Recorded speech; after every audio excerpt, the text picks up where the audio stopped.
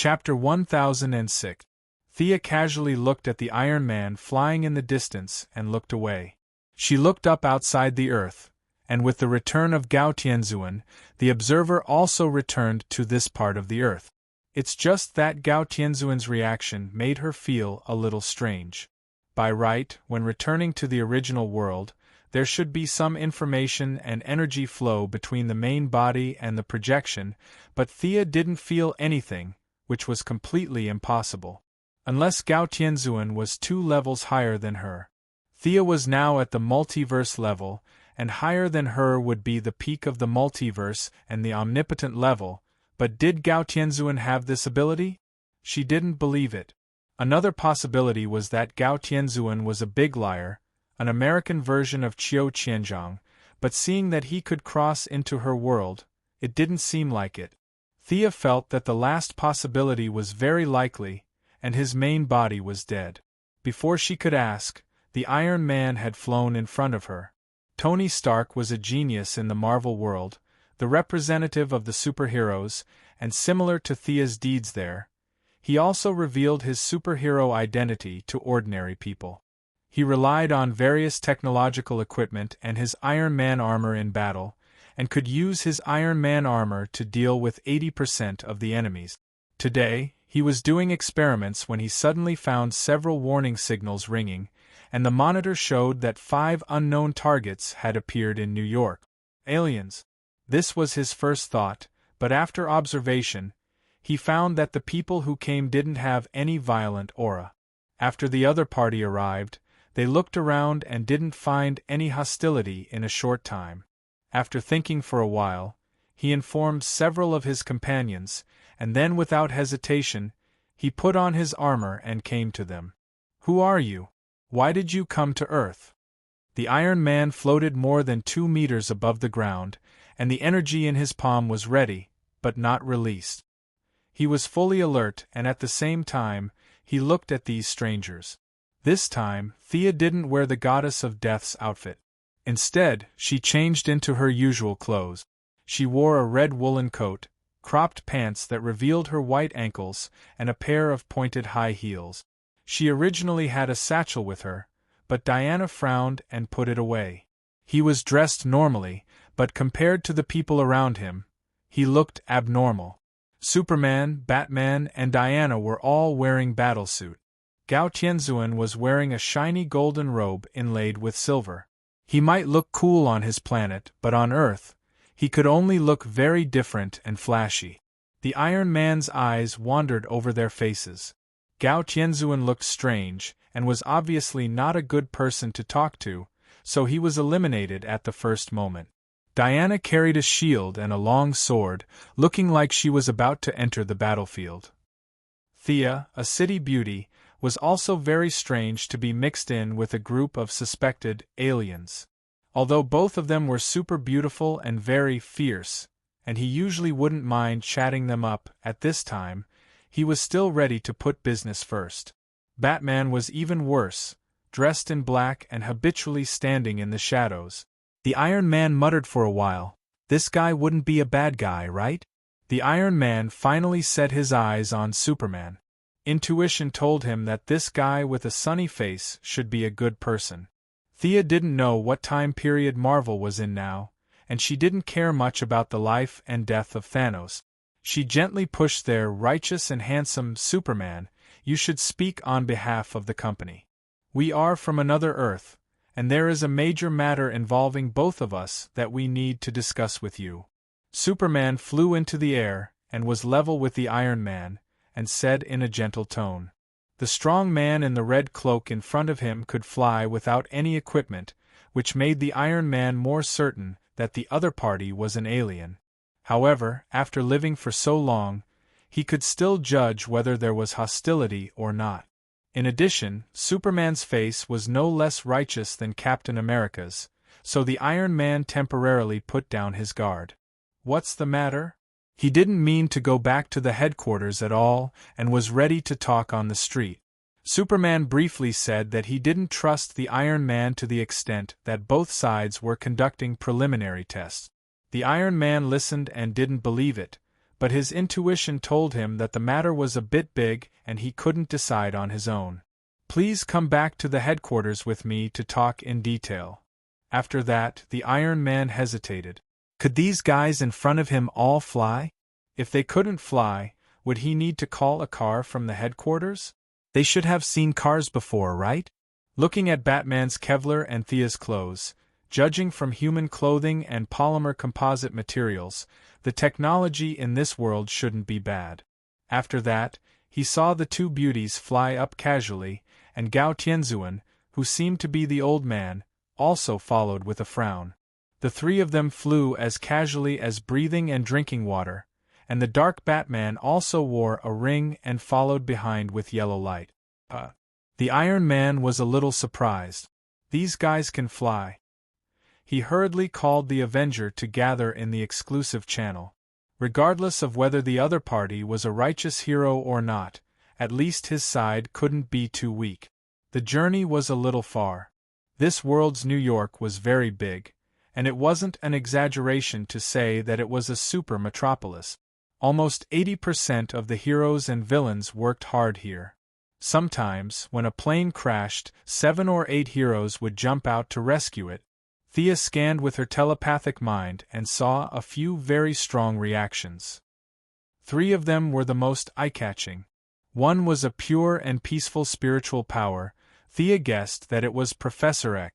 The other was in a small world, and the vast and surging energy was different from the DC world, but she could still recognize some of its characteristics. It was magic power, and if she wasn't wrong, it was Doctor Strange who was in the New York sanctum. The last one was their destination, and Thea couldn't think of who it was for a moment. Avoiding the city, the group flew to the suburb. After flying for half an hour, they came to the outside of a huge building complex. An irregular pentagonal building was the main building, and the members' daily rest and employees' work were all here. The air corridor connected to the military facilities at the back and the training ground. Thea also saw 2 famous Quinjet on the tarmac. Above the main building and the training ground, there was a large letter A. Superman was very curious, and asked what this A meant. We call ourselves the Avenger Alliance, which is the acronym for Avengers. Tony answered the question very quickly. We call ourselves the Justice League.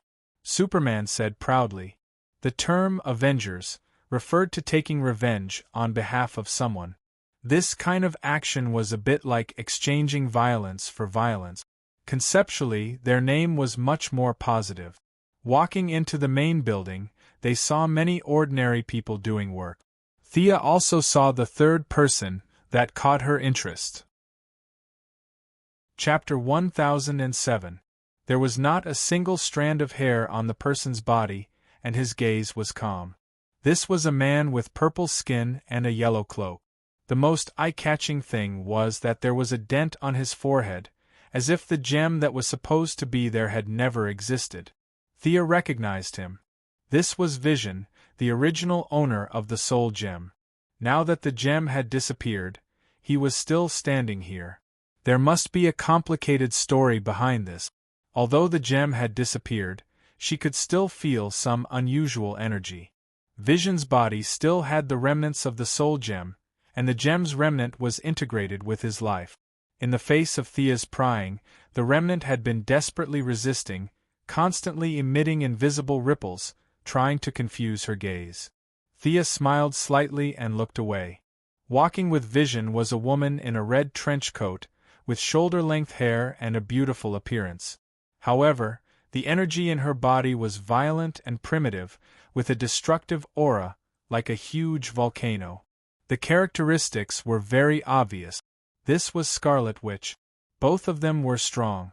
In her opinion, Vision was similar to the Martian Hunter. Scarlet Witch's current strength was similar to Zatanna's, but her potential was very deep. As long as she developed steadily, it would not be a problem for her to reach the multi-level in the future. That remnant aura is the Infinity Stone kept by the Universal Presbyterian Church, right? She asked Gao Tianzuan in her consciousness. Yes, I didn't expect the Soul Gem's aura to be here. You know a lot. Have you been here before? Gao Tianzuan answered casually, then suddenly realized that something was wrong and frowned. Didn't I teleport wrongly once before? At that time, I saw a lot of things in the timeline. She quickly fooled Gao Tianzuan, and also set up an ambush for the future prophet. She stopped probing them. Scarlet Witch and Iron Man did not find any clues, only Vision looked around strangely. I don't mean to offend, but are there only 3 righteous people here? Superman asked. Just as he finished speaking, a muscular man wearing a red cloak and carrying a hammer flew in from afar. As he walked, he said, Tony, why did you call me? Gao Tianzuan. The muscular man was shocked. He raised his hammer and was about to rush over. A group of people, mainly the double couplet, stopped Thor, who was still impulsive and brainless. This was a good thing about heroes of justice. They did not hold grudges, especially when they knew that they had to face a super enemy together. Thor also let go of the bullying he suffered in the arena. He angrily shifted his gaze away from this old acquaintance, and then saw Thea beside Gao Tianzuan. Young mistress's casual clothes made her stand out from the rest of the heroes in strange outfits. Thor was the second to see her. At first glance, he didn't recognize him. At second glance, that's right, at second glance, he was blinded in one eye. You! Why are you here? He held the newly forged hammer tightly, afraid that she would grab it again. Haha, long time no see. How's the lightning experience I gave you? You look like you've found your own path. Thea waved her hand as if she saw an old friend. Thor thought of the lightning power he learned when he was beaten up by Hela on the ground. He hummed and moved on. You forged another hammer? Are you the god of hammer? Thea asked curiously. Yeah, I forged it in the dwarf tribe. Thor had a strange look on his face. Am I that close to you? Bah. A soft sound interrupted their conversation. Thea and the others followed the sound and looked over. They saw a strange person in red and blue tights with a spider pattern on his chest lying on the window looking at them carefully and curiously. Does such a young hero have to join the battle here? Superman asked curiously. Iron Man looked awkward. He's called Spider-Man. He should be passing by. I'll go ask. After saying that, he left a smile that he thought was appropriate and quickly went outside to talk to Little Spider. Once a naughty child got serious, even 1,000 elephants couldn't pull him back. Little Spider was such a person. It was useless to explain. Tony could only pull him in and introduce him to everyone. The few of them standing in the hall was a little eye-catching.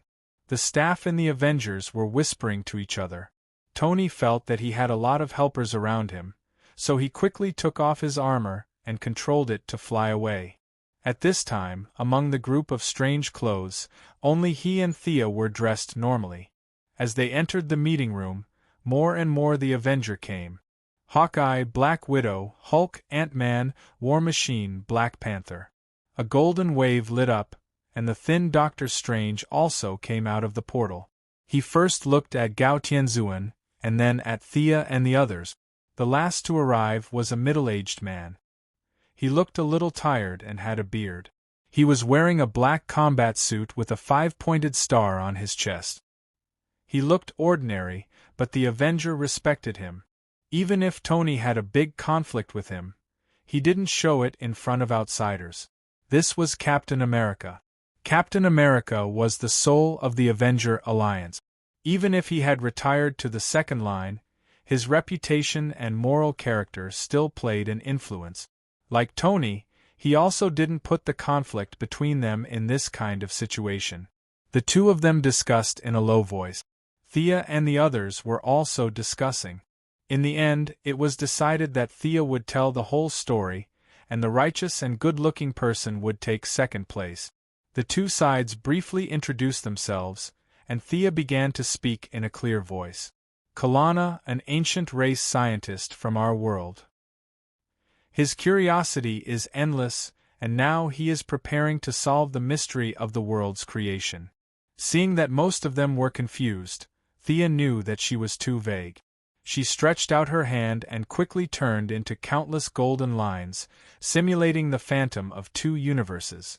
She was dressed as a city beauty, but she only showed one hand, and it shocked the group of the Avenger. Seeing this familiar movement and energy wave, the Avenger turned to look at Dr. Strange. The thin middle-aged man asked with some surprise, "Why did you use our camouflage technique? Were you once a mage as well?" Thea laughed. "Mage? I'm not a mage for a long time. I'm just borrowing your technique. But the magic in your world is a bit strange. It seems to be deliberately suppressing the power of magic. Forget it, let's talk about the current situation. Kalana is trying to merge our two worlds. There should be a lot of abnormalities in your world.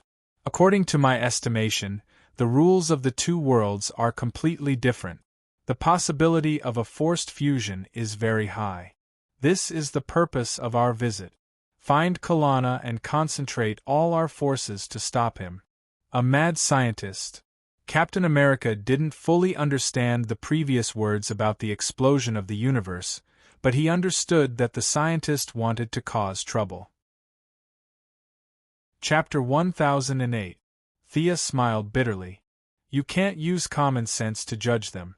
Kalana is the oldest race in our universe, similar to your Universal Presbyterian Church. They have great combat power, and of course, the most terrifying thing about them is their scientific level, which has reached the limit of technology." Seeing that they didn't take it seriously, Thea threw out a bombshell. "I've been to your universe, right? Thor can prove that Kalana is stronger than me, even stronger than all of us combined." They saw that Thor's face was purple and didn't say a word, so they knew that this was true.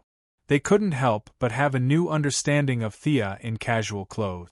Tony operated his personal terminal and checked the world. Sure enough, there were abnormal occurrences, which made him believe Thea's words a little more. A big boss came from another world to cause trouble, and they had to participate in the battle. To be honest, the double couplet had different opinions internally.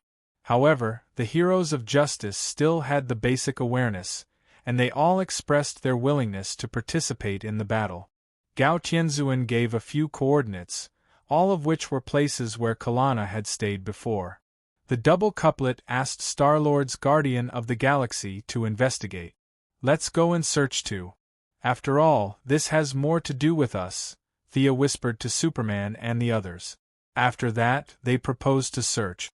The double couplet also had to discuss this matter internally. "Can you survive in space?" Tony asked a slightly sharp question. Turned out that they could. Even Batman could travel freely in space with the yellow light ring.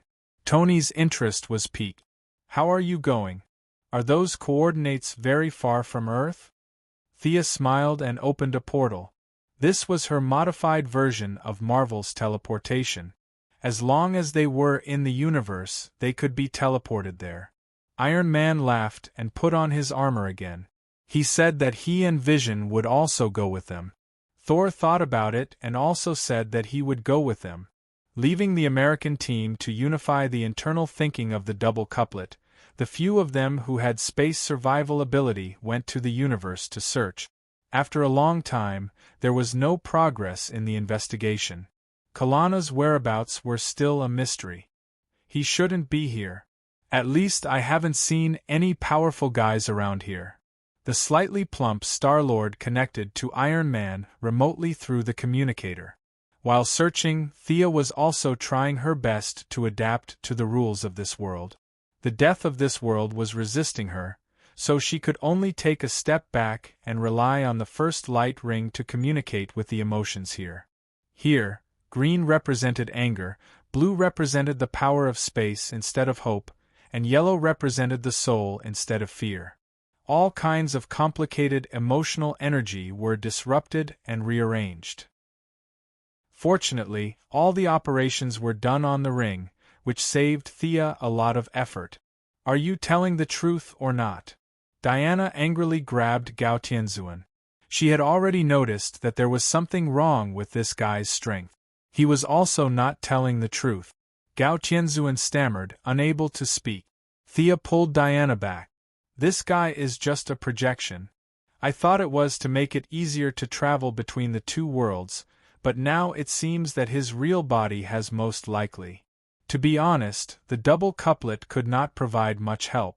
She originally had hope for Gao Tianzuan, but now that one of the two main forces was dead, she was the only one left in the face of a strong enemy. She was not in a good mood. Nonsense, I'm only heavily injured. Heavily injured, do you understand? Gao Tianzuan will not die. He argued angrily. Thea shook her head, refusing to comment. The chances of winning were not high to begin with. At this moment, Gao Tianzuan could only be treated like a mascot, waving flags and shouting battle cries. Fortunately, she had been through a lot over the years. She was no longer the newbie who had to hide whenever she saw Solomon Grundy. She closed her eyes and pondered for a while. Kalana should be in a spatial barrier. That's the fusion point of the two worlds. After saying that, a large amount of emotional energy began to gather. Countless emotional threads appeared on her skin. Red, orange, yellow, green, blue, purple, and more colors appeared faintly. Countless emotions gathered together and burst forth with a color that could not be described with words. At this moment, Thea was like an upgraded version of a first light that could freely control energy. Emotional energy had directionality. The 7 lantern beasts were like shining lamps in her eyes, showing her the direction. It was less than 70% of her peak state, and this kind of emotional energy came and went quickly. It was not good for a long battle. She had to use the current surge of emotions to find Kalana. She looked around and quickly found a gap. She said to everyone, "I'll open the door. After that, no matter the result of the battle, we only have 3 minutes to fight. Star-Lord, help me keep an eye on this Gao Tianzuan. Don't let him run away." Iron Man wanted to say, "We haven't finished mobilizing yet. Aren't you guys a little too impatient?" Before he could finish his words, he saw Sia's hands grabbing the void. Her jade-white fingers seemed to be holding a door, and colorful colors flowed between her fingers. As she exerted her strength, a more gorgeous world was revealed little by little. Before Iron Man could say anything, the Righteous Alliance flew in. Thor, who had always been at the front, followed in without saying anything. Even Vision flew in. Helplessly, Star-Lord led the Guardian of the Galaxy and Gao Tianzuan and smiled at each other. Iron Man said a few words and rushed in with this group of impatient people. The space was not big. It was independent of time. It was a chaotic and illusory world. Iron Man's eyes were quickly attracted by a behemoth. It was a huge humanoid creature hundreds of meters tall. It looked simple and heavy, as if time could not hurt it at all. However, such a great creation was now like a pile of garbage quietly standing in the space. "Who is this? Or what is it?" Iron Man asked Thor beside him. In his impression, Thor had been traveling the world for many years and was more knowledgeable. Thor actually did not know who it was. He was thinking about how to get away with it. Thea had flown far away. Her voice came from afar. "This is one of the 5 gods of creation in your world, the planet Devourer. Now that he is dead, the enemy is in front. Hurry up and catch up. Are the people of their world a bunch of barbarians? Don't they talk about tactics?" This kind of suicidal charge made Iron Man very uncomfortable. He could not help but complain to Vision. On the contrary, Thor beside him liked this style of fighting very much.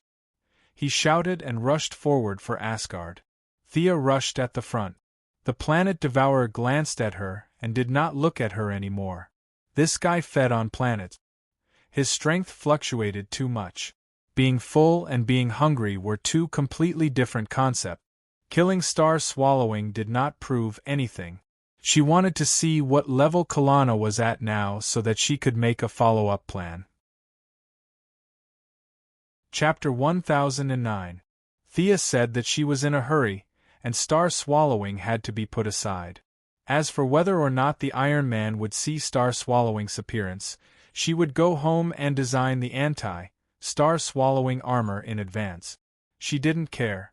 Outside the star-swallowing's lifeless head, she saw Kalana. The Seven Lights beast was completely absorbed into his body, but this was only a part of his power. Kalana left the DC world, and his height returned to normal. At this time, he was 2 meters tall, wearing a high-tech armor, with a very distinctive mustache. His eyes were red and filled with endless fanaticism. Kalana, how dare you steal my light beast? If I had known this would happen, I would have cut your body into pieces. Thea was full of anger. This guy must be killed this time. Ha, new god? In my eyes, you are just a little girl who doesn't know anything. Do you know the mystery of the birth of the universe? Do you know that there was a surge of energy in the beginning that created everything today? You don't know anything. You are all slaves to power. You only know how to take like bacteria, and never consider the price after taking. Kalana didn't back down and scolded her. Thea couldn't be bothered to talk nonsense with him. This guy was a typical paranoid. It was hard to say whether his plan to solve the mystery of the universe was right or not. There was no right or wrong here. He had his ideals, and Thea also had her own mission. This wasn't a battle of ideals, dreams, or belief. It was purely because the other party had infringed on her interests. If he didn't destroy the universe and stayed at home to study, Thea wouldn't even want to talk to him. These little blue people were all crazy. She raised her arm, and countless emotional threads gathered together. The positive and negative emotions were fully mobilized. The two sides were still 1,000 meters apart. Without saying a word, Thea pushed her right hand forward, and a 100-meter wide and 10-meter tall colorful wall of light pressed forward. The exterior of the light wall was surrounded by a large amount of violent colors. The colors were dazzling to the extreme. It was like an insurmountable mountain, rolling straight towards Kalana. Kalana held a very metallic weapon in his hand. It looked like an energy gun, but both ends of his energy gun were surrounded by incomparably huge electric arcs. He took a serious look at the incoming wall of light as if he was dealing with a mathematical problem. He examined, probed, and dissected it. However, he lost interest in less than a second. He raised the weapon in his hand and rammed it into the emotional shockwave like a spear. The two different types of energy collided with each other. Following an incomparably loud explosion, a large amount of light and heat exploded. The strong light blinded everyone, but they were all veterans of battle. No one would close their eyes or do anything like that. The two scarlet dots in the strong light were very eye-catching. Sia knew that it was Karana. He was not injured at all. Strong, really strong. He took a blow with 70% of her strength and came out unscathed. This guy was the most powerful enemy she had encountered so far. Little girl, you have some skill. Tell me the truth, tell me your secret. Now, immediately, tell me. Kalana roared somewhat crazily. Thea wanted to punch him in the face. Tell you? Tell your sister. You dare to underestimate me. She grabbed Kalana with both hands, ready to drag him back to the DC world. In his normal state, Kalana was a 2-meter tall man with frightening strength. If he returned to the original world and turned back into a little blue man under the restrictions of the rules, even Diana could beat him up.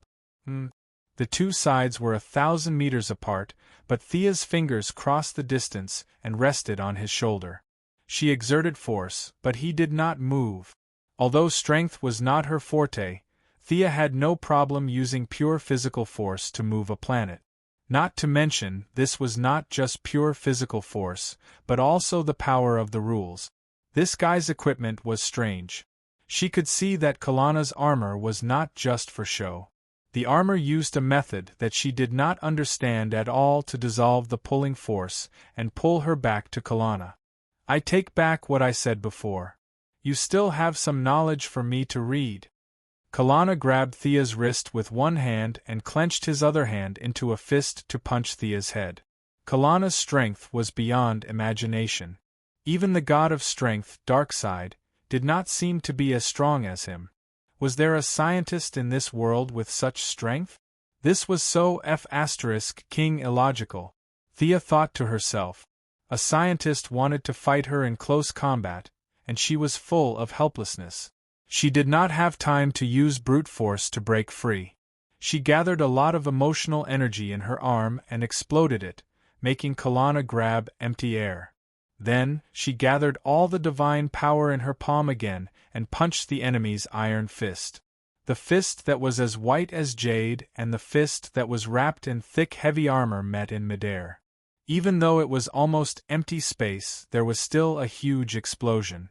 The energy shockwave struck the Star Devourer's corpse, smashing out countless craters of varying depths. Thea was sent flying 100 meters, but Kalana's body only shook slightly. He did not retreat but advanced. He raised his energy gun and a bright beam of energy shot directly at Thea. Clang! Thea wiped the blood from the corner of her mouth in midair. The energy beam was already in front of her, and there was no way to dodge. She was ready to leave the space. Fortunately, Diana arrived at the critical moment. The newly built shield took the blow that was equivalent to the power of the whole universe. The energy was very pure. It was the energy that Kalana absorbed after destroying the universe. He believed that there was a part of the power of creation in it. This guy was actually equivalent to the Anti-Watcher in its peak state. When the energy was abundant, it seemed to be endless. It kept hitting the shield with a chi-chi sound. Diana raised the shield with both hands. The shield was built with the materials plundered from the anti-material world. These materials survived the Big Bang, so one could imagine how strong they were.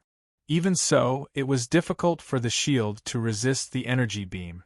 Optimistically, the shield could not take more than a few attacks of this level. You're courting death. After being defeated, Thea was also angry. This time, she did not use the power of death. She could use the holy sword again.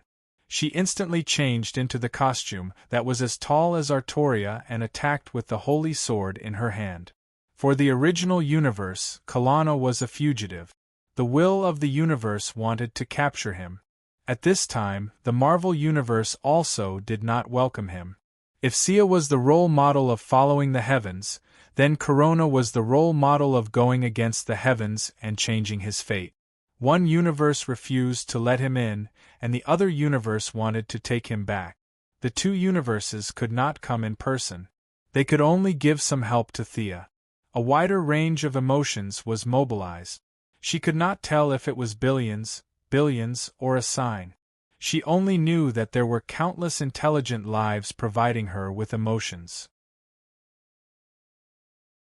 Chapter 10:10. After so many years, Thea experienced the feeling of seed for the first time. The Holy Sword felt the emotions of all living beings. As the pinnacle of fantasy weapons, its power had no limit. It could contain as much energy as you gave it. Thea's sword had reached the peak in terms of momentum, speed, power, conviction, and so on. Kalana had a unique vision. Of course, he would not use his own neck to test the sword. With a light snort, he gave up on Diana and retracted all his power to focus on Thea. The two quickly exchanged 3 moves. Kalana and Thea, who had gone seed, were tied for the moment. At this time, Superman and Thor, who were in the second echelon, rushed over. One swung a fist, the other swung a hammer, and Diana, who took a breather, attacked Kalana together. Are all the women in your world so powerful? Iron Man's armor had an energy detection device. He could naturally see the energy that erupted from Thea and Kalana's move. He asked Batman a little unhappily. Batman did not pay attention to him. Instead, he took out a toy-like robot from his belt. Then, he took out something like a ray gun and shot it at the robot. Finally, he jumped in quickly. The giant robot was more than 3 meters tall. It was painted iron gray and had a crab-like head. Batman jumped into the giant robot, quickly adjusted various data, and flew to the battlefield. Looks good. Iron Man felt that this big guy was a bit like his anti-Hulk armor. As for its actual combat power, he would only know after fighting it. Thea's sword was now faster than the last. However, the martial arts on Earth were not enough. Kalana's combat power was also amazing. He was like a humanoid supercomputer. He could instinctively analyze the flaws in Thea's moves and counterattack. After the first few moves, she was once again at a disadvantage. Kalana dodged her slash and bent his elbow to attack. The armor around his joints not only provided him with a large amount of energy, but also increased his speed and strength by tens of thousands of times. The power of this attack was not inferior to the full-powered attack of the main cannons of some top technological civilizations.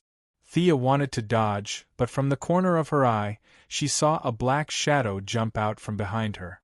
The black shadow's speed was not fast, but it seemed to have been calculated thousands of times. It was right before the opponent's energy was about to be fired. Batman? Thea saw Batman operating a strange-looking armor. He pushed Kalana's elbow, but he didn't even use half of his strength. Instead, Thea took advantage of the situation and slashed Kalana's left shoulder. This armor isn't bad. It looks familiar. I remember Damien telling me that this is the anti-Thea armor, right? Milady asked while panting. 70% of Kalana's attacks were on her, so she was under a lot of pressure. Batman's voice was still like a dead man's. His voice came from inside the armor and was a little distorted in this space environment. I modified the original armor. This armor is now called the Anti-Justice League armor, also known as the Fenrir armor. Batman's tone was like he was introducing a new product of his own company. The members of the Justice League were not surprised at all. They looked at each other from the corner of their eyes and saw the calmness in each other's eyes. This was very Batman's characteristic. Double couplet was one of the characteristics of fighting monsters while chatting. No matter how dangerous the situation was, they could not forget to chat and fart. Thor looked at the chuckling faces of the Justice League members and asked Superman curiously. Yes, that's right. Asgard's habits made him look down on women. Batman's dark skin was not righteous at all. On the other hand, Thor admired Superman, who used his fists to fight with his enemies. Both of them had strong muscles and seemed to have some common traits. If I remember correctly, you are called the Justice League, right? That's right. Superman was puzzled. Didn't we say our names before? Thor was a little confused. He lowered his voice and asked in a low voice, "What does the Anti-Justice League armor mean? Is this guy your enemy?" The double couplet had a similar experience fighting side by side with the enemy. Thor felt that he had guessed the truth. Superman's face was bitter. He knew that Thor was asking about Batman, but he did not know how to explain it for a while. He could not say that his friend was crazy, could he? He laughed dryly and dealt with this super awkward topic. However, the consequence of Superman's slight distraction was that Kalana punched him in the face. Even the body of a Kryptonian could not withstand a punch that could shatter a planet. Fortunately, Thor smashed his hammer, causing Kalana's arm to change direction slightly. The punch missed, but even so, Superman was still sent flying more than 100 meters away. His face was deformed. Immediately after, Batman's armor was also severely damaged. The so-called energy gun in Kalana's hand, which was actually a multiversal-level cannon, blasted a big hole in Fenrir's armor. The predecessor of this armor was the Anti-Thea armor. It had high magic resistance, high hardness, and reached the theoretical limit of defense against all kinds of energy attack. Even so, a hole was still punched through it. Iron Man and Vision opened fire at the same time. Unfortunately, the abilities they were proud of were like small toys in front of Kalana. The impact energy from the Iron Man's palm hit Kalana's armor, but it did not cause any ripples. Without the Soul Gem, Vision's ability had declined a lot. He gathered his greatest strength and fired a pure energy beam from the depression of the original Soul Gem, but it was also shattered by Kalana's hand. The 7 of them used all their strength to besiege him, and the result was shocking. Except for Thea, who could occasionally make some scratches on his armor, the attacks of the others did not cause much damage. We can't beat him. Let's retreat. After fighting for less than a minute and a half, Thea saw that there was no chance of victory and immediately asked them to leave the battlefield quickly. More than a dozen colorful cyclones were summoned out of thin air. All kinds of emotions were intricate, and like waves, they pressed down on Kalana. This kind of invisible continuous attack forced Kalana to take 2 steps back. By the time he opened the energy absorption shield, Thea had already covered them and left the space. They met up with Star-Lord and Gao Tianzuan, who were waiting in the outside world. Considering that they did not have enough top combat power, Thea wanted to see Gao Tianzuan's real body. Her projection returned to Earth with them to discuss the follow-up plan. If Marvel's group of great gods were to attack together, even Corona would have to kneel. However, these guys didn't care about this matter. Among the top fighting forces, the guys on this side didn't care about this matter, and Sia's side couldn't come over. In desperation, they could only find their own helpers. Each group had 40 people, and the 2 groups fought together to defeat Kalana. As for the top combat power, Diana could barely count as half. Thea alone was definitely not enough. She could only unite all the people she could. Chapter 10-11. Speaking of helpers, the hilarious Gao Tianzuan in front of her was one of them. This guy's main body looked like it was about to die, or rather, it was already dead. She did not know whether Gao Tianzuan's body was cold or not, but the body of the other planet devourer was definitely cold. However, as one of the 5 great gods of the universe, although he was the weakest, he would not die so easily. The concept of life and death was not absolute for people of this level. Generally speaking, there was still hope of saving him. Of the 2 helpers who had a certain chance of helping, one was dead, and the other probably had a few drops of HP left. This was Thea's current situation. "Are you sure you won't harm me?" Gao Tianzuan was cautious about Thea wanting to see his main body. "I won't. I need your help now, so I can only suffer a little loss. First, I have to save your main body." Thea's vexed expression made Gao Tianzuan very happy. He felt that he had taken advantage of her. Of course, it was also possible that his main body was about to die and could not be saved without treatment. According to his coordinates, Thea was transported into Gao Tianzuan's personal space. This was a building that looked like a tall tower. The walls were filled with a dazzling array of toys, trophies, souvenirs, and some swords and shields that did not seem to have any energy fluctuations. Do you like to watch combat?" Gao Tianzuan asked with interest when he realized that Thea was looking at his display. Thea was speechless. "Your main body is about to die, and you still have time to care about these things? How carefree." As soon as she entered the tower, she sensed his main body. His breath was so weak that it was almost indiscernible. However, if others were not in a hurry, why should she be? "I have an arena. It's famous in 3 sectors, 19 galaxies, and 1,500 planets. Wasn't it just bragging? Who's afraid of who?" Sia described it vividly. "My highest record in the gladiator arena is that more than 3,000 brave and skilled warriors from many planets have died in battle in just one day." Gao Tianzuan's mouth formed an O shape. He was momentarily stunned. His arena was more for entertainment than battle, so the death rate was not that high. After chatting with Thea for a long time, he realized that his main body was about to die. Only then did he remember what he wanted to do. Thea pushed open a side door and walked down the spiral staircase to the bottom of the tower. She finally saw the main body of this guy. The bottom of the tower had a diameter of 5 meters, but now it was completely filled by his body. Their appearances were exactly the same, but there was a big hole in the gorgeous and honorable universe elder robe on his body. There was an incomparably huge wound on his chest that ran from the front to the back. High heat energy was still lingering around the wound. Even if Gao Tianzuan's recovery ability was the best in the universe, he was still being eroded by the energy bit by bit. His eternal lifespan was about to reach its end. As long as this energy was sucked out, he would be able to recover in a short period of time with his recovery ability. However, Thea did not want to work for nothing. If I remember correctly, your Universal Presbyterian Church has more than 10 people, right? Don't you have any colleagues to help you? She asked curiously. Gao Tianzuan mumbled and did not say anything. It seemed that people of the same trade were enemies. This saying was true no matter where you looked at it. Thea could not help but sigh. The Universal Presbyterian Church was also not united.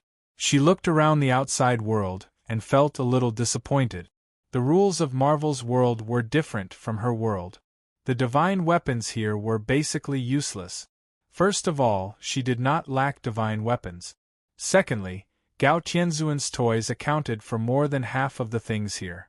Even if she did not need them, she could not give up on collecting payment. She picked and picked, taking away half of Gao Tianzuan's collection. She left all the toys and trophies for him to slowly recall when he had nothing to do. Her thieving behavior caused Gao Tianzuan to be dissatisfied. However, it was only dissatisfaction. Both of them knew that those things were more valuable than practical. It was not difficult to treat him. After all, it was not the 7 bugs and 7 flowers ointment. Kalana was a scientist, not a poison master. His mind was 99% focused on scientific research. His requirements for weapons were very simple. The attack energy had to be thick enough, large enough, and strong enough to destroy the universe for him to study. Thea first checked Gao Tianzuan's wound. He had just finished fighting with Kalana. It was very obvious that this was caused by his energy gun. Could that gun be the space probe? This question needed to be explored next time. She did not find much useful information from the little blue man's memory. From this angle, it was a little like a sneak attack. Gao Tianzuan, this idiot, thought that the other party was playing a game with him. He lost completely because he was brainless. The premise of treatment was to remove the energy residue from the wound. However, the purity of this energy was extremely high. Even if Gao Tianzuan's self-healing ability offset part of it, the rich energy contained in it was still shocking. After thinking about it, using her own energy to slowly erase it was a way, but it would take too long. Thea did not have that much time now. Plus, it would be a pity to erase this energy. After all, such pure energy was very rare in the universe. God knows what kind of black technology Kalana used to collect it. Thea felt that if she placed it in her own small world, it would definitely speed up the process of development. At that point, it would not be far from the creation of a real universe. After considering several factors, she prepared to seal this energy. Previously, she had prepared 7 or 8 pieces of hard material to seal the Tianshi. Later, she searched the antimatter universe. She even had a lot of N-metal in her hands. Then, under Gao Tianzuan's puzzled gaze, she took out 3 pieces of broken copper and iron, and began to synthesize them. The metal of hell was salvaged from the abyss where the aura of the dead was the strongest. The resentment in it was so strong that even she, the goddess of death, could not help but raise her eyebrows. The metal of hell that was full of death and the N-metal that seemed to have a life of its own were 2 extremes. If they were directly mixed, there would be a big explosion. Fortunately, there was still the antimatter metal as a bridge. These metals that could survive the Big Bang had reached the peak of toughness and hardness. They were able to harmonize the metal of hell and the N-metal. When the 3 were mixed together, they became a brand new substance. Thea quickly pieced the new metal together, and the brand new metal began to shape in her palms. After that, she directly absorbed the energy. Although the energy was slow, it was still absorbed continuously and powerfully. After absorbing for an hour, she felt that the metal seal's ability had reached its limit. She made another piece. It took her more than half a day to save Gao Tianzuan's old life. In order to seal this energy, A total of 9 pieces of brand new metal were used. Thea threw them all into her own small world. When she had time in the future, she would release the seal little by little for her world to absorb. Her task was completed. The rest of the work depended on Gao Tianzuan's self-healing ability. After discussing the follow-up battle matters, Thea directly returned to this side of Earth.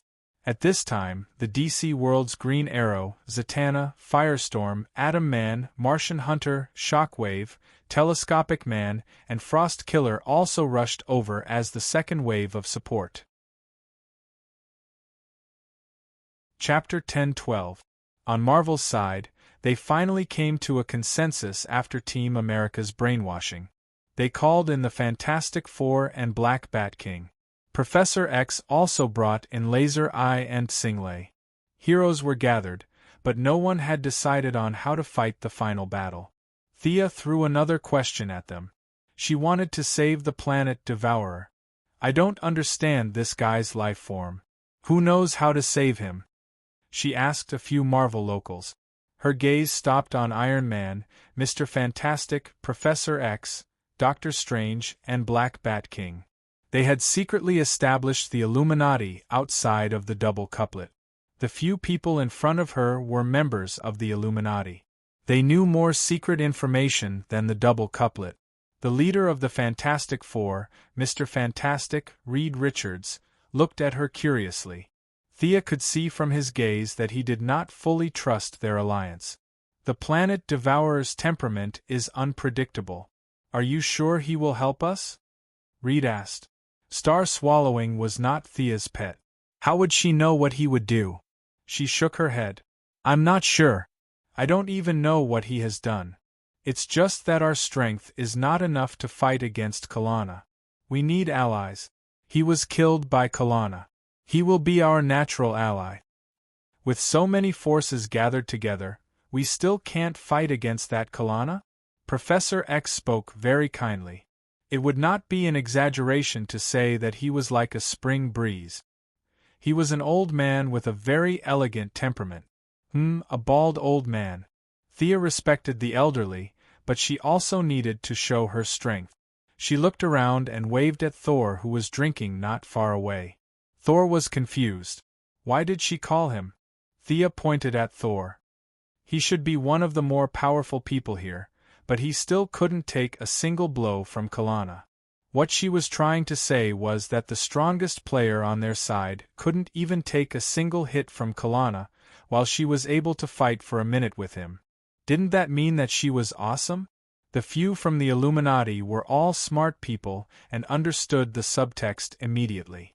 Especially since the Iron Man had also participated in the battle, his words were even more convincing. I have reservations about reviving Star Swallowing. Mr. Fantastic had interacted with Star Swallowing and Silver Shadowman before, so he was one of the more authoritative people present. How about this? This is our last resort. We don't know if we can revive Star Swallowing, so we can only give it a try. It's hard to guarantee the outcome. Professor X tried to smooth things over. Sia did not force him too much. The Star Devourer could just lie there like a corpse. She had just found a better target. She pointed at Singlay, who was sitting on the sofa, not far away, and seemed to be absent-minded. That lady's strength is simply shocking. If she also participates in the battle, I'll have confidence. The few from the Illuminati gasped in unison.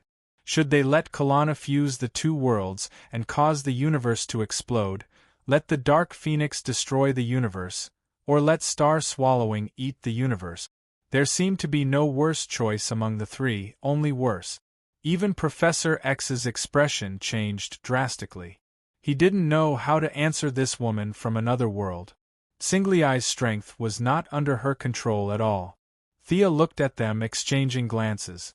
She didn't say anything to persuade them, nor did she leave. She just sat there and waited. The power of the Phoenix was an unexpected surprise. She had been so busy with Kalana that she didn't even think about the power of the Phoenix before seeing Singlay. Even though she was far away, she could feel the power. It was the embodiment of the life and emotions of the universe. The power of the phoenix was like the child of the universe. This power covered 1 to 10 dimensions. It was immortal and changeable. It was impossible to control this power with human thoughts. Other powers would definitely lose their effectiveness after leaving Marvel and entering DC, but the power of the phoenix wouldn't. It was an omnipotent universe-level power. Singley's power was not even the tip of the iceberg. If Thea could observe this power at a close distance, it would be of great benefit to her. In the face of Thea's questions, they didn't use excuses such as denying, refusing to cooperate, or saying that they had seen wrongly. Although the few from the Illuminati had a lot of problems as human elites, they still had their pride and couldn't lie to her face. It was still Professor X who spoke. "Madam, I don't know what you saw, but Jean's power is very dangerous. She can't control it herself. I suggest that we don't choose this option. I can help her control her own power. We are just passers-by.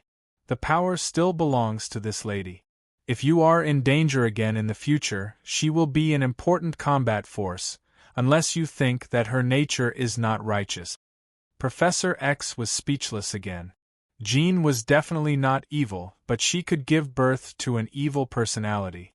It would be a bit of a lie to say that she was righteous. The universe is about to be destroyed. My family is there. I don't want to complicate things, but her power is very important to both universes. Why don't we listen to her opinion? Thea took a step back in order to advance. Professor X couldn't make the decision on this issue that involved personal freedom and democracy. He and Jean exchanged a few words on the mental channel. This intellectual beauty in her 30s, who could be considered a mature woman, walked over slowly. Everyone knew that they had spoken on the mental channel, but Professor X still asked the question again in front of everyone. Laser Eye, who had always had an unusual affection for Jean, looked at her nervously, not knowing what choice she would make. Has the crisis become so serious? As the oldest generation of X-Men, Jean had a sense of the big picture. Her question hit the nail on the head. The few people from the Illuminati looked at Iron Man. At this moment, their own judgment was the most accurate. Iron Man nodded without thinking too much. At the same time, Dr. Strange also said, "London Sanctum lost contact a minute ago. The fusion of the two universes is accelerating." "Then I will join the battle. Tell me what to do," Jean said generously. Sia raised her hand and waved, and the few of them instantly seemed to be among the stars in the universe. Countless stars flashed past, and the universe seemed to be accelerated by dozens of times. The galaxy danced in the sky, and the surrounding scenery was extremely bright. She wanted to pull Jean out for a private chat, but she knew that it was impossible. She could only pull in the Illuminati and Laser Thor. They were all elites among superheroes. They didn't have any problems with shouting, except for Laser Eye, who was a little nervous. "Ms. Gray, do you know your ability?" "Not really. I only know that it's called the Phoenix Power. There's another personality in my body. She might know, but I really don't. Also, you can call me Jean. That's what my friends call me." Jean was very calm. She had faced countless hardships and had the courage to make choices, even if it meant sacrificing her life. Chapter 10-13. Singley, the mature woman, was neither servile nor overbearing. Although her tone was a little pessimistic, she still maintained good etiquette. "All right, you can also call me Thea. I'll try to explain it as simply as possible. This is very important for successfully communicating with the power in your body." Thea spoke slowly so that the people around her could hear. "I don't know why you call that power the power of the Phoenix.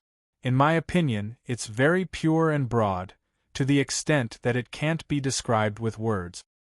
We have a similar ability, but the level of the energy in your body is not as high." With that, she showed Jean the white light in her left hand and the first light in her right. The power of life and the power of emotions mixed together. This is the foundation of the energy in your body.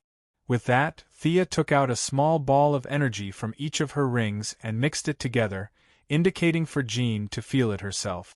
Jean reached out to touch the energy ball nervously, and a look of realization appeared on her face. She had been holding back the power of the phoenix for so many years, guarding it to the death, not allowing any of the energy to leak out. However, she had never studied what the power of the phoenix was and what it was made of. Now that she had come into contact with it, she was enlightened. That's true. Sia, you're amazing. Is this your own ability? Of course. Back to the topic, humans have life and emotions. Actually, if we magnify these two concepts, planets have life and emotions too. We have a planet called Mogo that has its own consciousness, but she's still very young, like a child. Do you have a planet with self-consciousness here? Thea asked casually, as if she was chatting casually. You've met Star-Lord. His father is said to be a planet. Iron Man replied. If they had one, he could not say that he did not have one. How could he be afraid at this time? Ignore the fact that Star-Lord's father was a bad planet. Thea replied with an "oh" and continued. The energy in your body is of a higher level than the planet's consciousness. It's the life and emotions born in your original universe. You have to surpass humans and planet. Imagine the entire universe as an individual. It has always been there and has been evolving along with the evolution of the entire universe. At this time, not only Jean, but a few of the smarter ones were also pondering.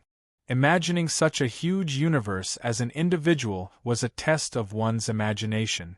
If the universe was an individual, what was one? Microbes? Seeing that they had digested the information, Thea changed the topic. With all due respect, you can't exert even 1/10,000th of the power of that energy because it's too great. But even this 1/10,000th is enough to help us defeat Kalana. Then what do you want me to do? Of course I'm willing to participate in the battle, but this kind of power is completely uncontrollable. I've tried everything I can. Thea stretched out 2 fingers. It's actually not that difficult. You need someone to share the Phoenix's power with you. I'm just starting to. I'll do it. I'm willing to do it. Radium Ray didn't wait for her to finish before volunteering himself. To be able to share the burden of the person he loved, he would smile even in his dreams. The more he looked at this woman from another world, the more he liked her. Thea was a little speechless. My initial plan is to create 2 rings. One of them is the power of emotions. The wearer must have sufficient emotions. Laser Eye was overjoyed. I'm famous for my rich emotions. My will is also strong enough. Thea was simply too pleasing to the eye.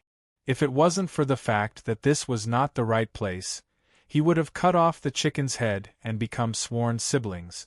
Thea thought of something and almost burst out laughing, but she still pretended to be happy. That's great. Also, we have to create a life ring. The wearer must have sufficient life force.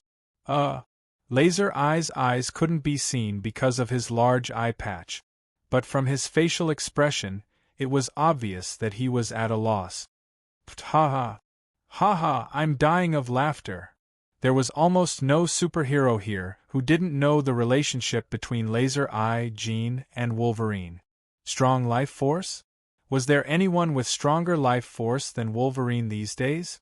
Iron Man and Thor laughed very unkindly. Doctor Strange and Mr. Fantastic thought that Thea didn't know. After all, Wolverine wasn't present today. The two were trying hard to hold it in, afraid that they would laugh out loud.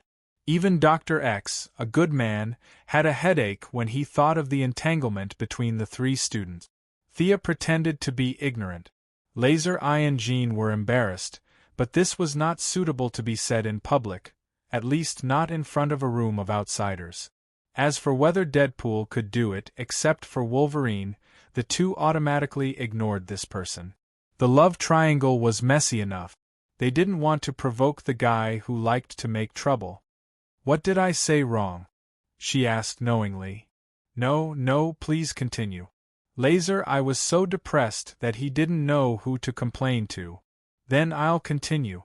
If two people help you share the burden, you can control the power of the phoenix for a short period of time. This time depends on the emotions and life force of the two wearers. Even if the power of the phoenix is only 1/10,000th of the overall will, it can't be borne by an individual's spiritual power. The birth of a new personality in your body is the result of long-term spiritual pressure. If my plan to share the burden can be realized, I think that personality will gradually be assimilated by you. After saying that, she snapped her fingers, and the few of them returned to the Avengers' headquarters again, as if they had never left. Since Laser Eye and Mr. Scott are willing to share the emotional burden, then find the person with the strongest life force. It's best to be a close friend or family member or something because the spiritual power of the three people is connected, and there will be some telepathy. If you have no problems, we can continue to the next step, Thea said calmly. The leaders of the Illum Union, including the Black Bat King who usually couldn't speak, looked at Professor X strangely. This was Professor X's family matter, and they wisely chose to watch. The old bald professor was a little conflicted, but he quickly made up his mind. If Jean could really use the power of the Phoenix freely, it would definitely be a good thing. As for the dispute between the three students, let them solve it themselves. He informed Wolverine in the spiritual channel, and Thea made the ring. The laws of the two worlds were different, but the lantern ring manufacturing technology that First Lamp taught the little blue man was really amazing. God knows how many years this technology had surpassed the current world. Using the ring to hold emotions and use emotions was still incredible today. It didn't take long for Wolverine, a burly man with a rough aura, to arrive at the headquarters of the Avenger Alliance. He was accompanied by the white-haired and black-clothed Storm. Thea quickly finished the initial ring manufacturing work, and the few of them briefly introduced it. Chapter 10:14. Mr. Logan's life force is indeed strong. If you don't have any objections, shall we begin? Wolverine, of course, had no objections. Like Laser Eye, he agreed without much thought. Thea symbolically asked for Dr. Strange's opinion. In the real world, the power of the Phoenix was too destructive. Even a trace of its aura would cause immeasurable damage to the universe. Although the magicians in this world were a bunch of weaklings, the dead Alpha Centauri and Dr. Strange in front of her were very strong. In her opinion, they were both at the same level as Circe. The three temples set up by Alpha Centauri when she was the Sorcerer Supreme were not bad. It was the same principle as the new world she had set up. It was to intercept all high-dimensional enemies in a slightly higher plane. Now it was time to borrow the defensive facilities inside. Most of the heroes stayed at the Avengers' headquarters. A few magic enthusiasts, or those who had a deep interest in magic, such as Iron Man and Batman, also followed. Lady Sophie did not care about the onlookers. As the president's daughter, it was normal to be surrounded by onlookers. She could read comic books at the press conference, but this was nothing. However, Uncle Wolf and Laser Eye were not used to so many people standing around. Thea sat cross-legged in the empty hall and beckoned them to sit in front of her. The magicians of the New York Sanctum were initially startled by this group of people. Although Dr. Strange gave up the idea of seclusion after he came to power, they were still surprised to see so many non-magicians at once. The remaining three protagonists sat in a triangle according to her instructions. Jean sat in the back, while Laser Eye and Wolverine sat in front. Thea handed each of them a ring. I will divert two main forces from the power of the Phoenix. The Ring of Life can make your life force more vigorous, and the Ring of Emotion can add emotional energy to your attacks. In addition, the three of you will have some telepathy in the future. Pretending not to know the relationship between the three of them, she held back her laughter and spoke seriously. A man and a woman having mutual feelings was very beautiful and sweet. Even if it was a man and a woman, it was fine. However, if there was another person in the middle, the feeling could not be described with words. Laser Eye and Wolverine's eyes inadvertently met. The two of them quickly looked away as if they had seen something horrifying. Thea coughed, indicating that she was about to begin. "What if I lose control?" Jean asked uncertainly. Thea had to pretend on the spot. "I've seen the Thanos you dealt with before. My strength is about the same as his. The power of the Phoenix is indeed powerful, but to say something arrogant, the power in your body is not even 1/10,000th of the total. If I go all out, even if you're in your dark state, you're still not my opponent." These words were not polite, but they all breathed a sigh of relief. In order to reassure her, Thea directly released more than 10 sealing techniques on Jean's body. "Try it. How much of the power of the Phoenix can be mobilized in this sealed state?"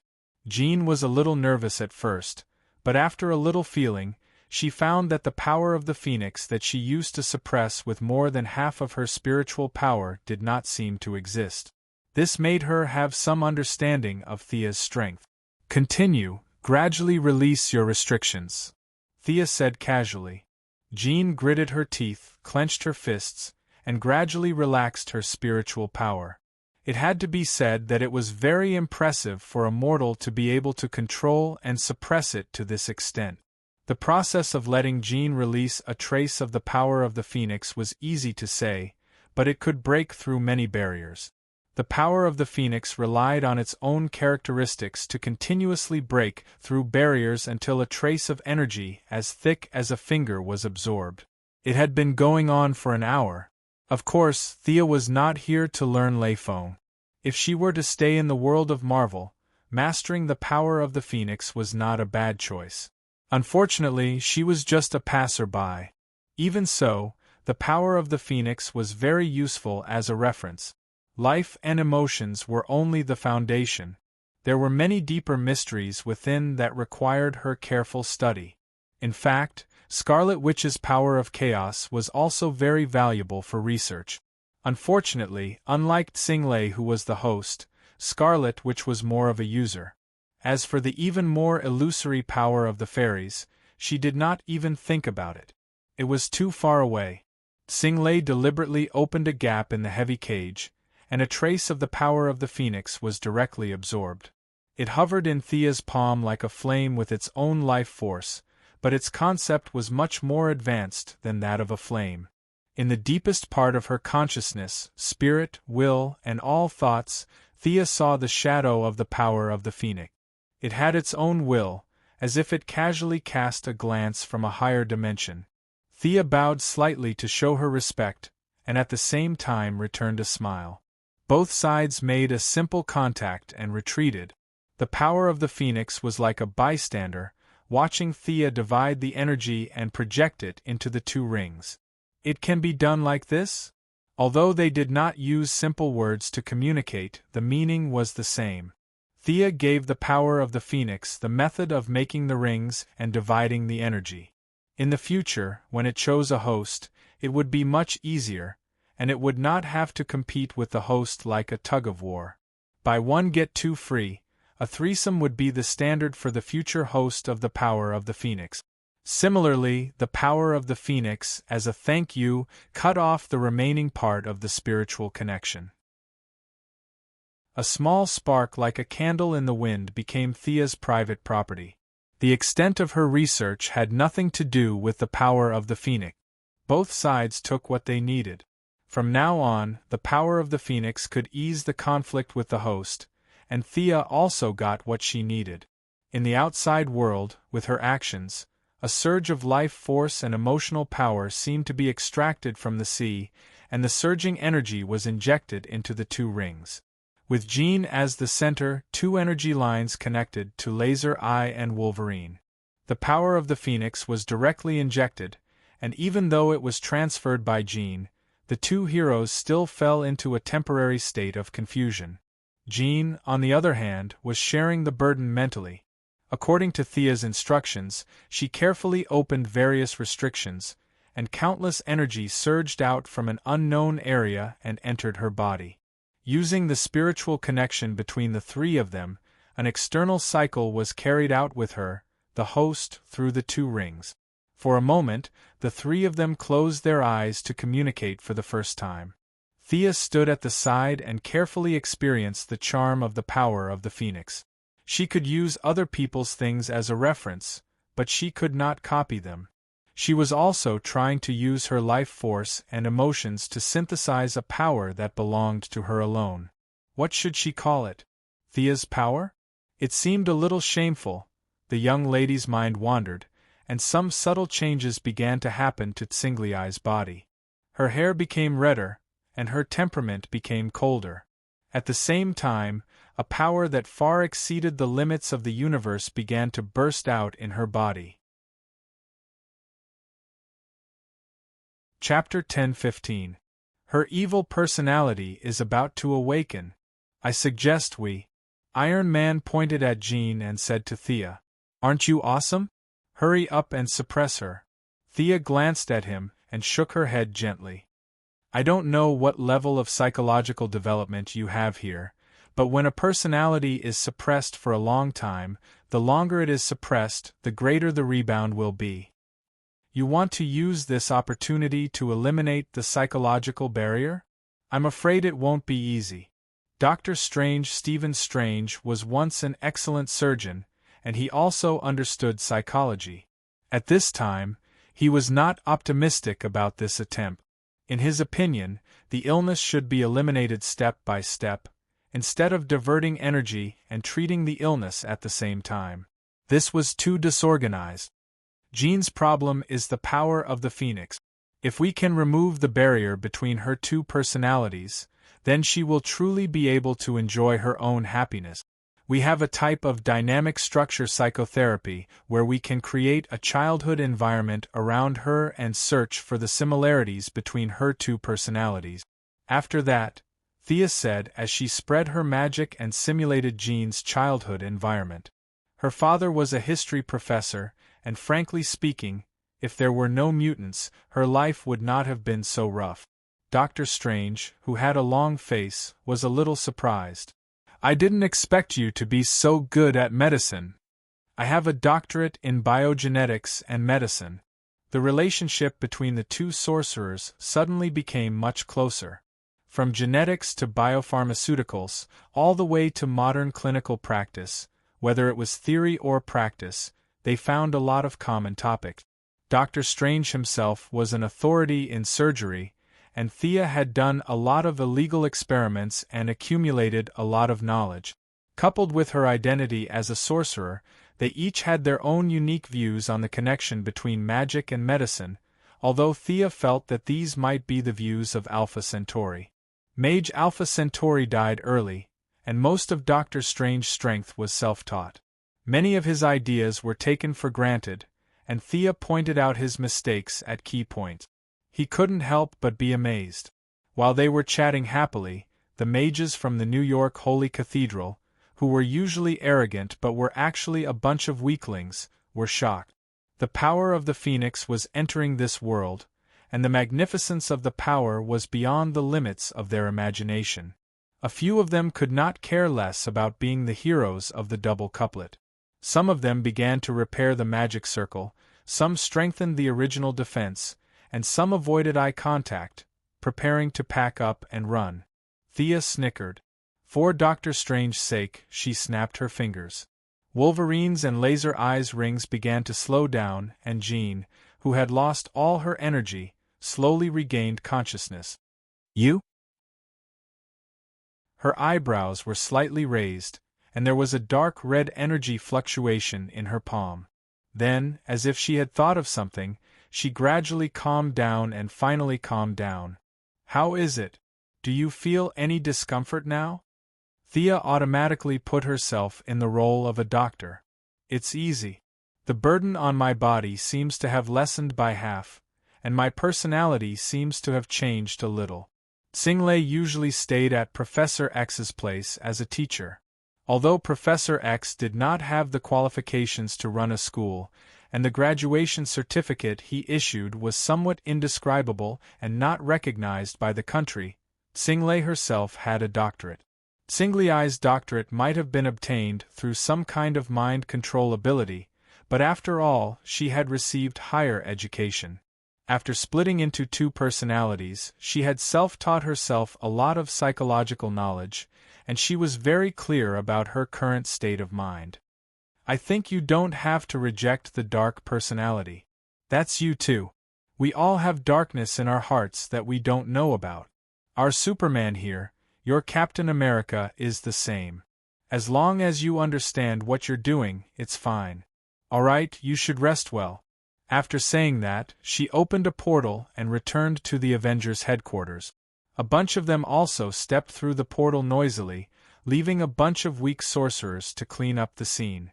With Tsingley, the Dark Phoenix that she had magically modified, plus himself and Gao Tianzuan, who had recovered from his injuries, the three of them theoretically had a 50% chance of winning against Kalana, who was at the peak of the multiverse.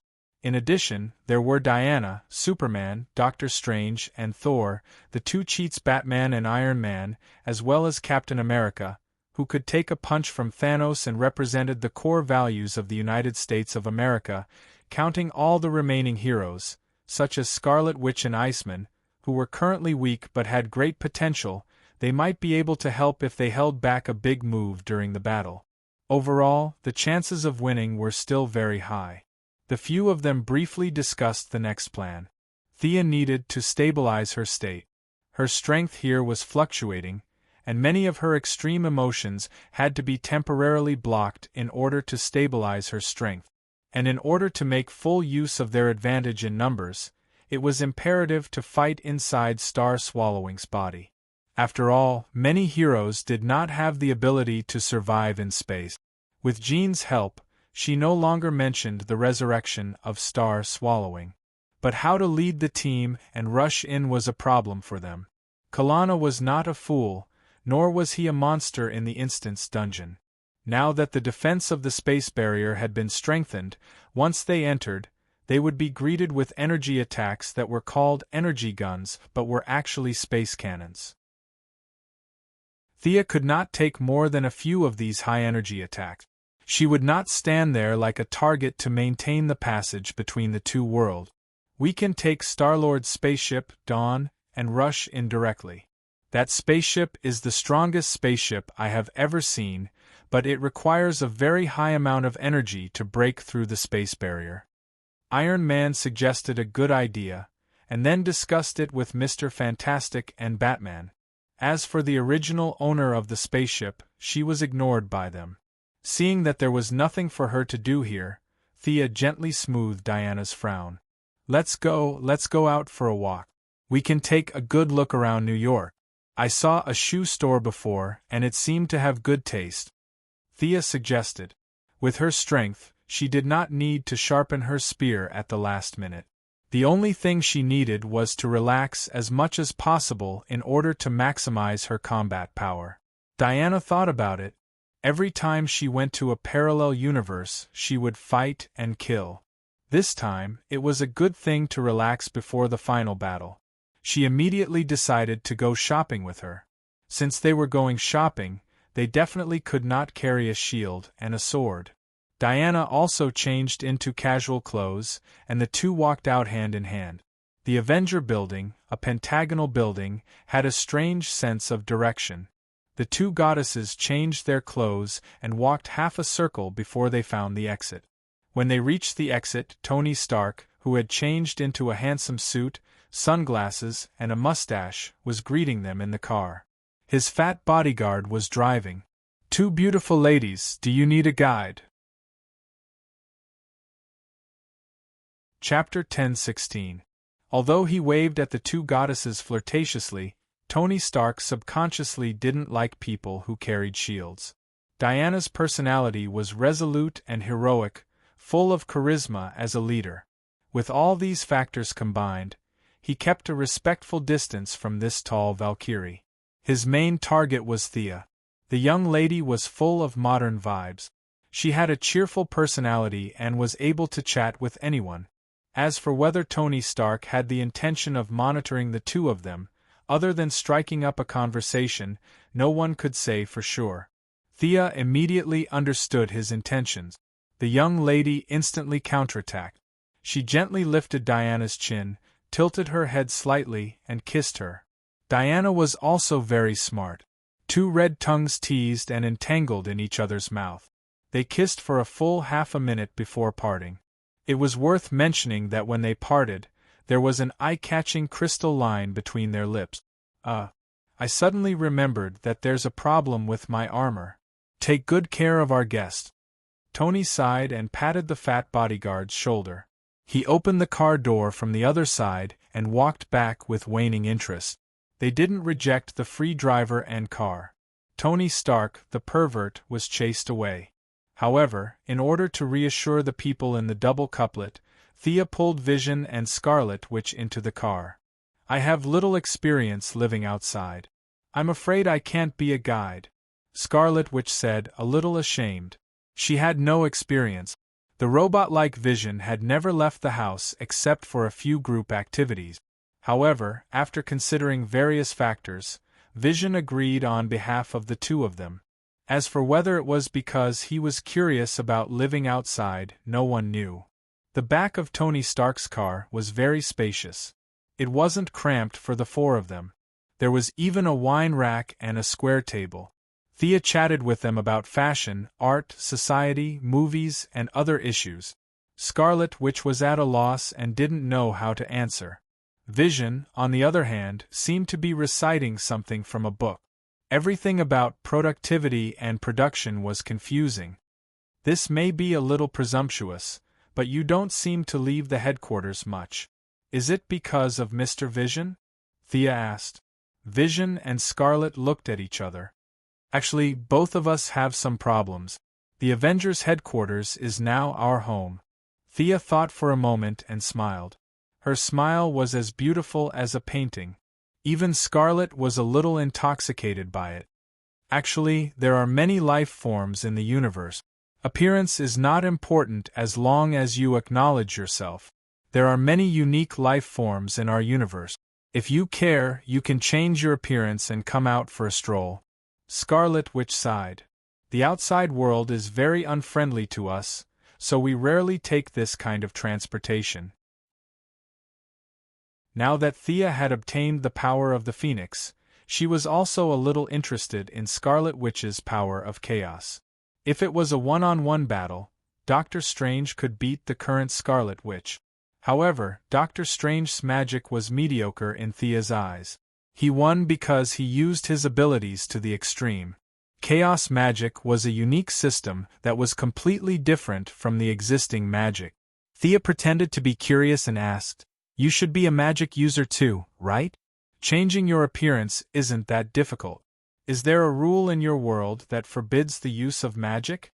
After she said that, she pointed at Vision. The robot-like Vision suddenly turned into a bearded Captain America. Even the vicissitudes of life between his eyebrows were similar. The two were shocked. Vision touched himself and found that there were no changes. It's just a small illusion. His magic resistance is very high. I'm not very good at transformation magic, but I can change his appearance in the eyes of ordinary people. Milady spoke frankly. Scarlet Witch's interest was piqued, and she humbly asked for advice. Thea easily saw Scarlet Witch's chaos magic. Your energy can't actually be called magic anymore. It's too violent. It's full of destructive nothingness, and its formability is very poor. Thea absorbed a small cluster of energy from Scarlet Witch's hand and felt it with her heart. Not long after, the energy disappeared automatically. This meant that the energy did not belong to Scarlet. At best, she was the user. Scarlet Witch was a mutant. Her mutant ability was to change probability. Together with chaos magic, the combination of the two abilities could achieve the effect of changing reality. Thea tried several methods, but the power of chaos did not give her a chance to do anything. She could only look but not touch. Unlike the power of the Phoenix, which could be communicated, the power of chaos ignored her. However, she was not discouraged. After a little research, she gave up on this ability.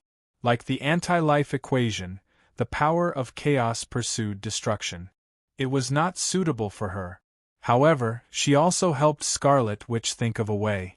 If she wanted to use magic for something other than combat, there were still ways. Downgrade. Lower your energy level. Without the violent aura, your control will increase greatly. The only drawback is that it will consume more energy. Thea's knowledge was far greater than Scarlet Witch's. She experimented as she spoke. Not long after, Scarlet Witch's magic stabilized. The overflowing energy of red smoke disappeared. Her eyes were less violent and more gentle.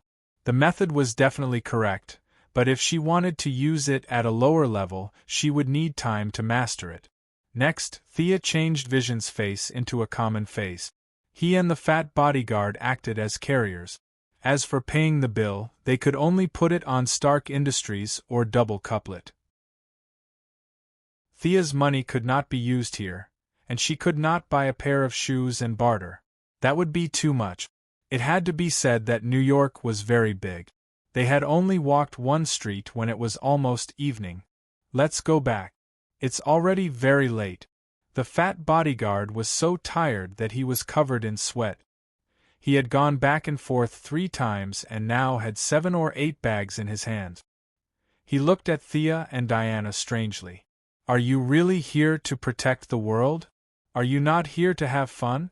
Thanks to the sweet atmosphere between the two goddesses, Vision and Scarlet, the lovers also enjoyed themselves. There was no burden on their minds. Someone paid the bill, someone carried the bags, and they took whatever they saw. Was there anything better than this in the world? Only the fat bodyguard was fed a mouthful of dog food, which was the main reason why he was a little grumpy. It's not too late, is it? The night view of a big city is also beautiful. Do you all go to bed at 8 o'clock? Thea looked at the fat bodyguard in amusement. Which international metropolis would go to bed at 8 o'clock? It was not like they were from ancient times. The fat bodyguard shook his head. Chapter 10:17. Let's go for a drink, Thea said, pointing to a bar. Now surrounded by happiness, Vision and Scarlet did not hesitate. The fat bodyguard could only follow them while calling his boss. Does this count as working overtime tonight? New York is not peaceful at night. God knows which villain will jump out to make trouble. The fat bodyguard felt a lot of pressure. He was afraid that Thea would cause trouble, but he was also afraid that the bad guys in New York would smear his world. His luck was good. It didn't take long for Tony Stark and Thor, who had changed into casual clothes, to arrive together. Scarlet Witch and Vision, who had been studied by Hydra for many years, were a little overwhelmed by the hustle and bustle in the bar of human society. Magic and precision calculation did not tell them what to do. The two sat awkwardly in the chair until Tony and Thor entered the door, and they recovered some of their calmness. Why did you bring them to the bar? Tony complained. Thea disagreed. They are not children. What's the problem? Your thinking is a bit old-fashioned. Tony almost vomited blood. I'm old-fashioned? Are you sure you're talking about me and not Steve Rogers? You can't find anyone more open-minded than me in the whole United States. Thea ignored the angry Tony Stark. With a wave of her right hand, everyone had a glass in front of them. Even the fat bodyguard was not ignored. After that, she poured a glass of wine for each of them. Come and try our fine wine. This is the wine of the god of wine, Dionysus. To show her sincerity, she and Diana had a drink first. Thor picked up the glass and poured it without saying a word. Good wine. Tony, the fat bodyguard, Scarlet Witch, and Vision also drank it. It is worth mentioning that Vision is a robot. The wine will be directly converted into energy and absorbed by the body. Again, to be able to fight side by side this time. Thea poured another glass for each of them. This time, the atmosphere became more lively. The dining table was indeed a good place to build relationship. By the time he finished his third glass, Thor had already started shouting, "For Asgard." Fortunately, Thea had set up a soundproof and illusion enchantment, so it looked like they were just chatting to each other. The wine of Dionysus would bring out the joy in everyone's heart. They all had a good time. Not caring where Asgard's door was facing, they all shouted, "For Asgard!" After all, Tony Stark was still an ordinary person. After drinking 5 glasses of this kind of fine wine, he couldn't take it anymore. Considering that she couldn't bring a drunkard to fight Kalana tomorrow, Thea asked the fat bodyguard to take him back first. They could teleport back or fly back later. After the 2 ordinary people left, the remaining few were not ordinary. The atmosphere finally warmed up. What is a god like in your world? Thor could tell that this question had been bothering him for a long time. We are gods. My father is the main god, and my mother is a blessed ordinary person. Diana answered quickly. What's your relationship with Hela? Thor asked Thea very seriously. Who was Hela? Diana's attention was also attracted. Judging from the name, it was a woman. Was there a third party? I don't know her. I've never heard of her. Thea denied. They had no relationship to begin with. But your strength seems a bit similar. How did you break my hammer back then? Were you already this strong back then? Thea frowned slightly. What do you mean back then? To you, it was a few years ago, but in my timeline, it hasn't even been a day. Thor did not fully understand. Before Thea could explain, they heard a loud bang. It sounded like something heavy had hit the wall, followed by the sound of several pistols and submachine guns. Before they could decide whether to continue drinking or go out to take a look, they saw a burly man rush into the soundproof barrier like a ball. Naturally, the barrier was broken. The man was stunned, and so were the few who were drinking. Hey! The guy on the ground was beaten up by me. I really didn't know you were here. Not far away, Little Spider, who was wearing red tights, was apologizing to them. It was not a good thing to let the people from another world see their city in a mess. It's okay. Thea lifted her leg and kicked the man on the ground to Little Spider. They could not drink anymore, so they flew back to rest. It's not peaceful here. I think it's worse than the metropolis, Diana and Thea said in the telepathic channel. Wasn't that right? New York was normal and harmonious during the day, but it was lively at night. There was 1 hero per city in DC, and 1 hero per block here. But even so, there were still not enough. There were too many bad guys. Little Spider needed to participate in the battle tomorrow, but they could not stop fighting criminals at night. Daredevil was fighting, Punisher was fighting, and Iron Fist was also fighting. The whole city was noisy at night, as if it was Chinese New Year. Seeing that there was nothing for her to do, Thea pulled Diana back to sleep. It was really tiring. In someone else's territory, they did not do anything. They just turned off the lights and went to sleep. This habitual action made the people in the double couplet boo. The other world seems to be very open-minded in terms of concept. The next morning, they were woken up by the sound of metal colliding. They changed their clothes and went outside to take a look. It was really lively. Batman was controlling his new Fenrir armor to fight against Thor, and Tony Stark also took out his trump card, the armor he named Odin's Blessing, to fight against Superman. Thea mainly looked at the Iron Man's new armor. It was different from his usual bright gold and red color. This armor looked a little deep and introverted. To put it simply, it was a little black. The arms, shoulders, and thighs were all sharp spikes. After the armor was activated, dark red energy flowed through the whole body. Whether it was strength or speed, it could bring a huge improvement to the user. As long as the reactor in the chest ran in the opposite direction, it could fire an energy cannon with a large range. This thing is called Odin's Blessing armor? Thea asked Vision beside her. After getting a positive answer, Thea was a little amused. Was this armor really Odin's Blessing? Did Tony Stark steal Asgard's destroyer and modify it himself? Apart from the head, this thing was no different from the destroyer in every other aspect.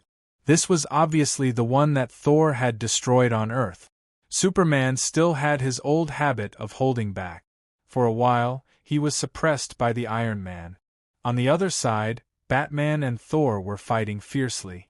The Fenrir armor's high magic resistance and high defense made Thor unable to use his strength. Thea took a few glances and pulled Diana to eat breakfast. On the way, they saw a few people also fighting on their own. It was understandable for them to cooperate in the battle later. Chapter 10:18. For example, Green Arrow and Hawkeye were competing in archery. The two of them had fixed targets and moving targets, from long range to melee. Zatanna and Scarlet, which were discussing magic, Martian Manhunter and Professor X were having morning tea, and Atom Man and Ant-Man were discussing who was smaller. Jean, you guys. Good morning. Seeing the entangled trio in the restaurant, Thea felt that the three of them probably didn't sleep all night. Of course, she didn't think too much about it, it was just a normal thought. The three of them greeted her awkwardly. As the main force, Jean had to participate in the battle today. She changed into a red and black leather jacket with the X-Men logo on the belt. Her hair fell over her shoulders, and her temperament was colder than yesterday. Compared to yesterday, she was a little cold, but it was not a big problem. This was a necessary stage of the initial personality fusion. Fighting, especially in the face of a strong enemy, could also speed up the process. Miss Quinn, how far apart does this ring need to be for it to take effect? Miss Quinn, what should the ring do if it wants to close the loop? Miss Quinn, this ring. The two heroes threw out 7 or 8 questions at once, and she could only answer them one by one.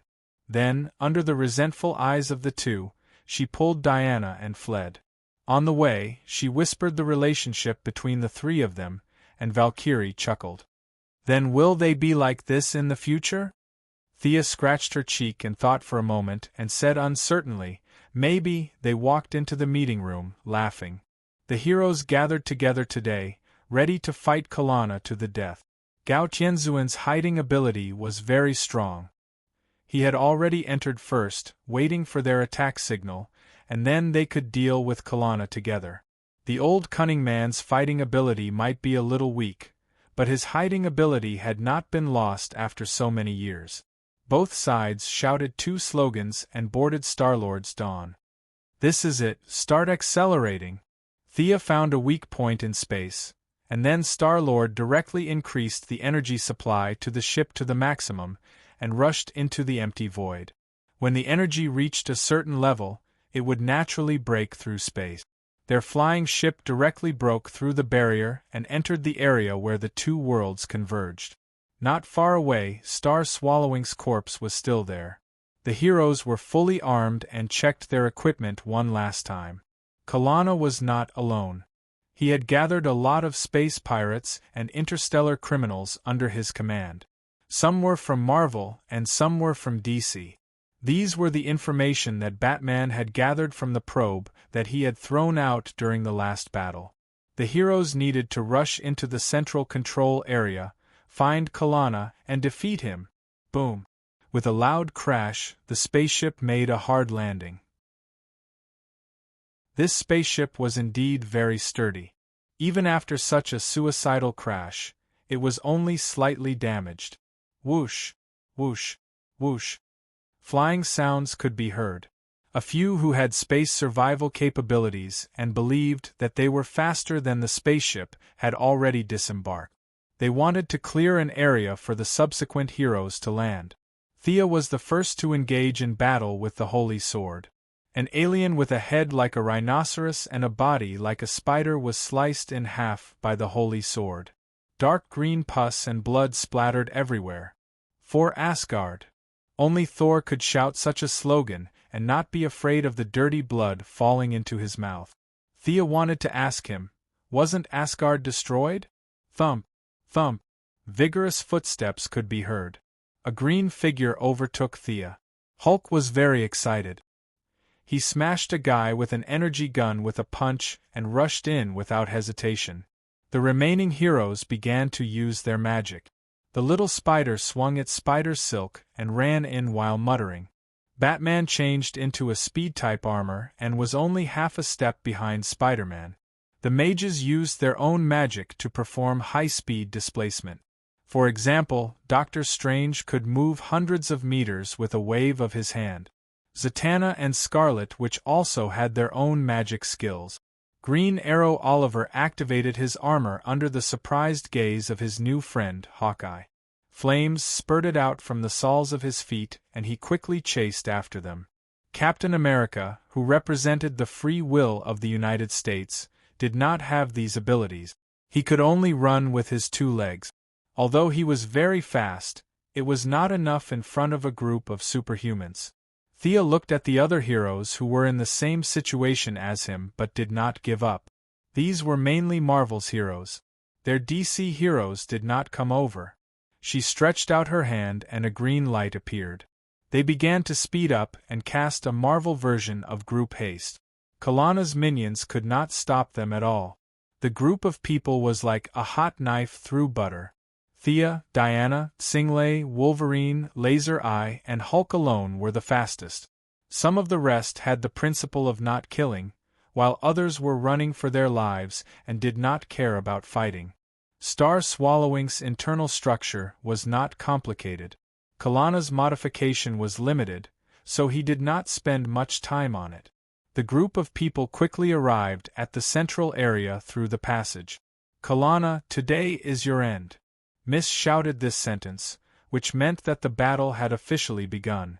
Actually, it was fine if she did not shout, but it sounded more imposing. Originally, this matter was handed over to Captain America to represent the spirit of the main theme and criticize Kalana. Who would have thought that their speed would be slightly faster? At this time, Captain America was still running behind with his long legs. However, Miss felt that she could also represent the main theme. After shouting, she slashed down with her sword. The sword light not only gathered emotions, but also a little bit of the pseudo-phoenix power that she had researched herself. The 2 worlds were merging faster. The only advantage was that she could more or less borrow the divine power of death from the other side. She had little understanding of life. Her pseudo-phoenix power was a mixture of death and emotions. Although it was not as good as the original version, it was more convenient for her to use. This sword represented her best level. After continuous charging, her momentum had accumulated to the peak. Kalana had no time to dodge. His right hand lit up with a golden light, and a thick shield appeared in front of him. The holy sword cut into the shield with an indomitable momentum. The first few centimeters were like tofu, and then the resistance became stronger and stronger. However, Thea did not give up. She increased the strength of her arm and pressed down fiercely. Kalana had no time to dodge. He was also a ruthless person. He let the holy sword cut into his body, and at the same time, he launched a counterattack on his armor. The white arc of electricity was like a giant dragon. It bared its fangs and brandished its claws. It soared into the sky and hit Thea directly. With a hiss, countless energy arcs bombarded her body. Thea only had time to block it with her arm armor.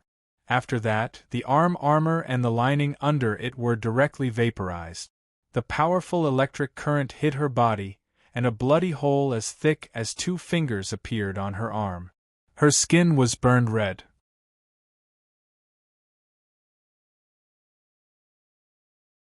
He really wanted to know what was attacking him.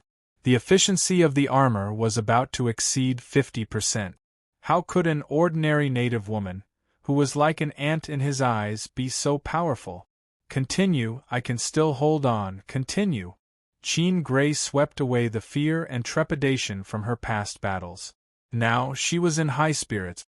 The power of the Phoenix outside of time, space, and dimension used her body as a medium to continuously strike the barrier. As the energy of the 2 began to increase crazily, the temperature around them rose rapidly. No matter how pure the energy in Kalana's armor was, it was still processed by him. It was far from being as majestic as the power of the Phoenix. Countless amounts of energy were broken down by the power of the phoenix. The molecular structure was broken up and rearranged. Logically speaking, this energy would return to the universe and enter the next energy cycle. But here was the problem. Their battlefield was not in the universe, but inside Star Swallowing's body. The energy seemed to be dissipating in all directions, but Thea felt that not only was a large portion of the energy being absorbed by Kalana, but a small portion was also being absorbed by the battlefield beneath her feet. Looking at the rate at which the energy was being absorbed, it seemed that Star Swallowing would be resurrected soon.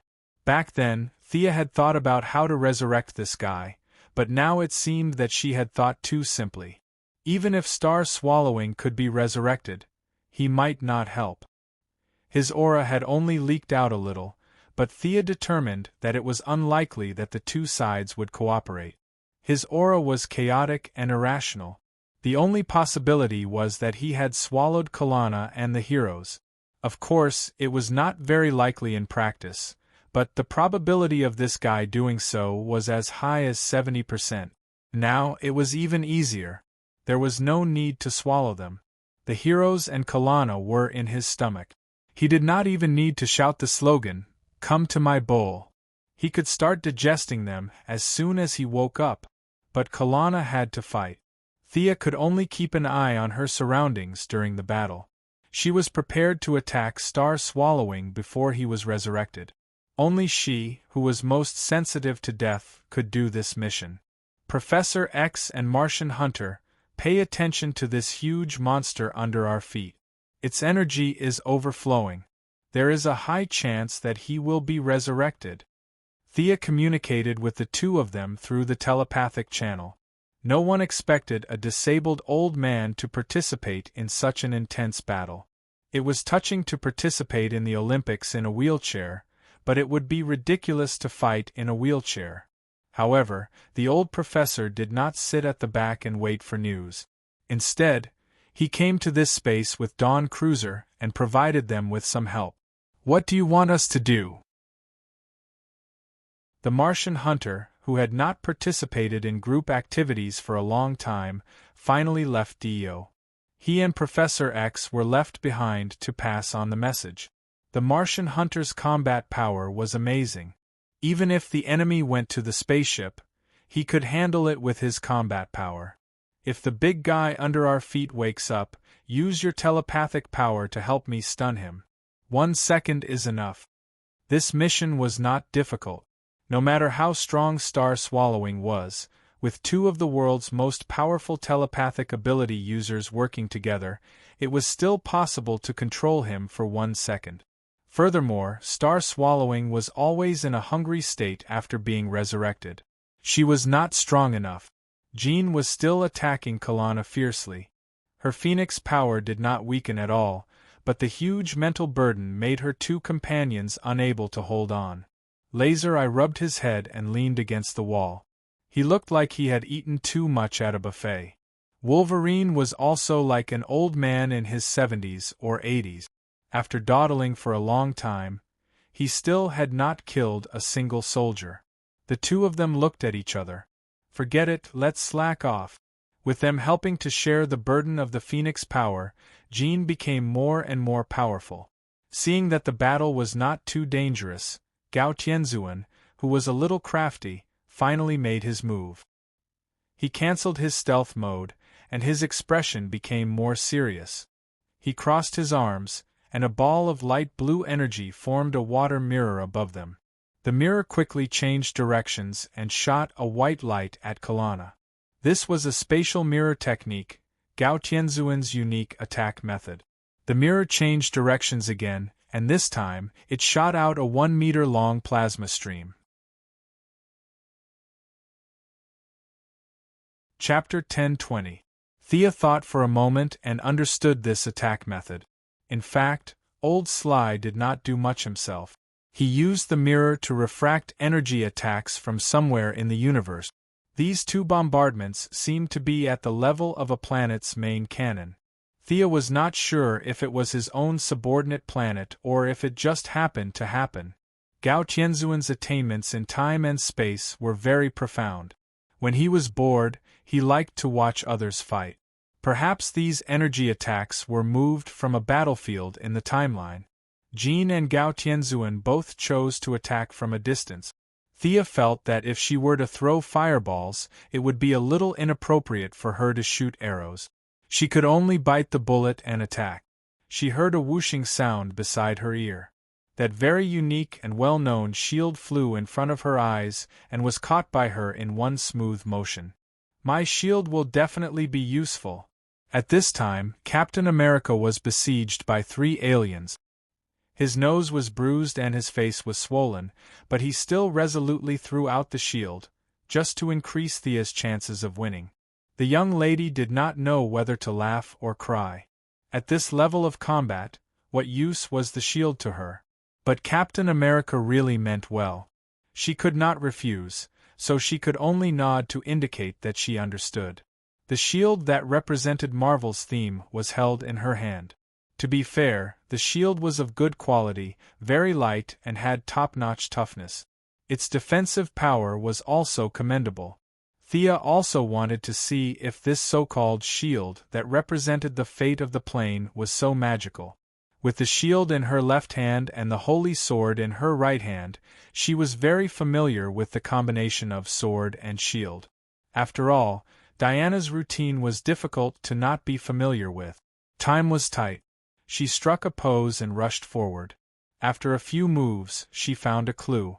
She did not know if it was a psychological effect or the shield really did have a miraculous effect.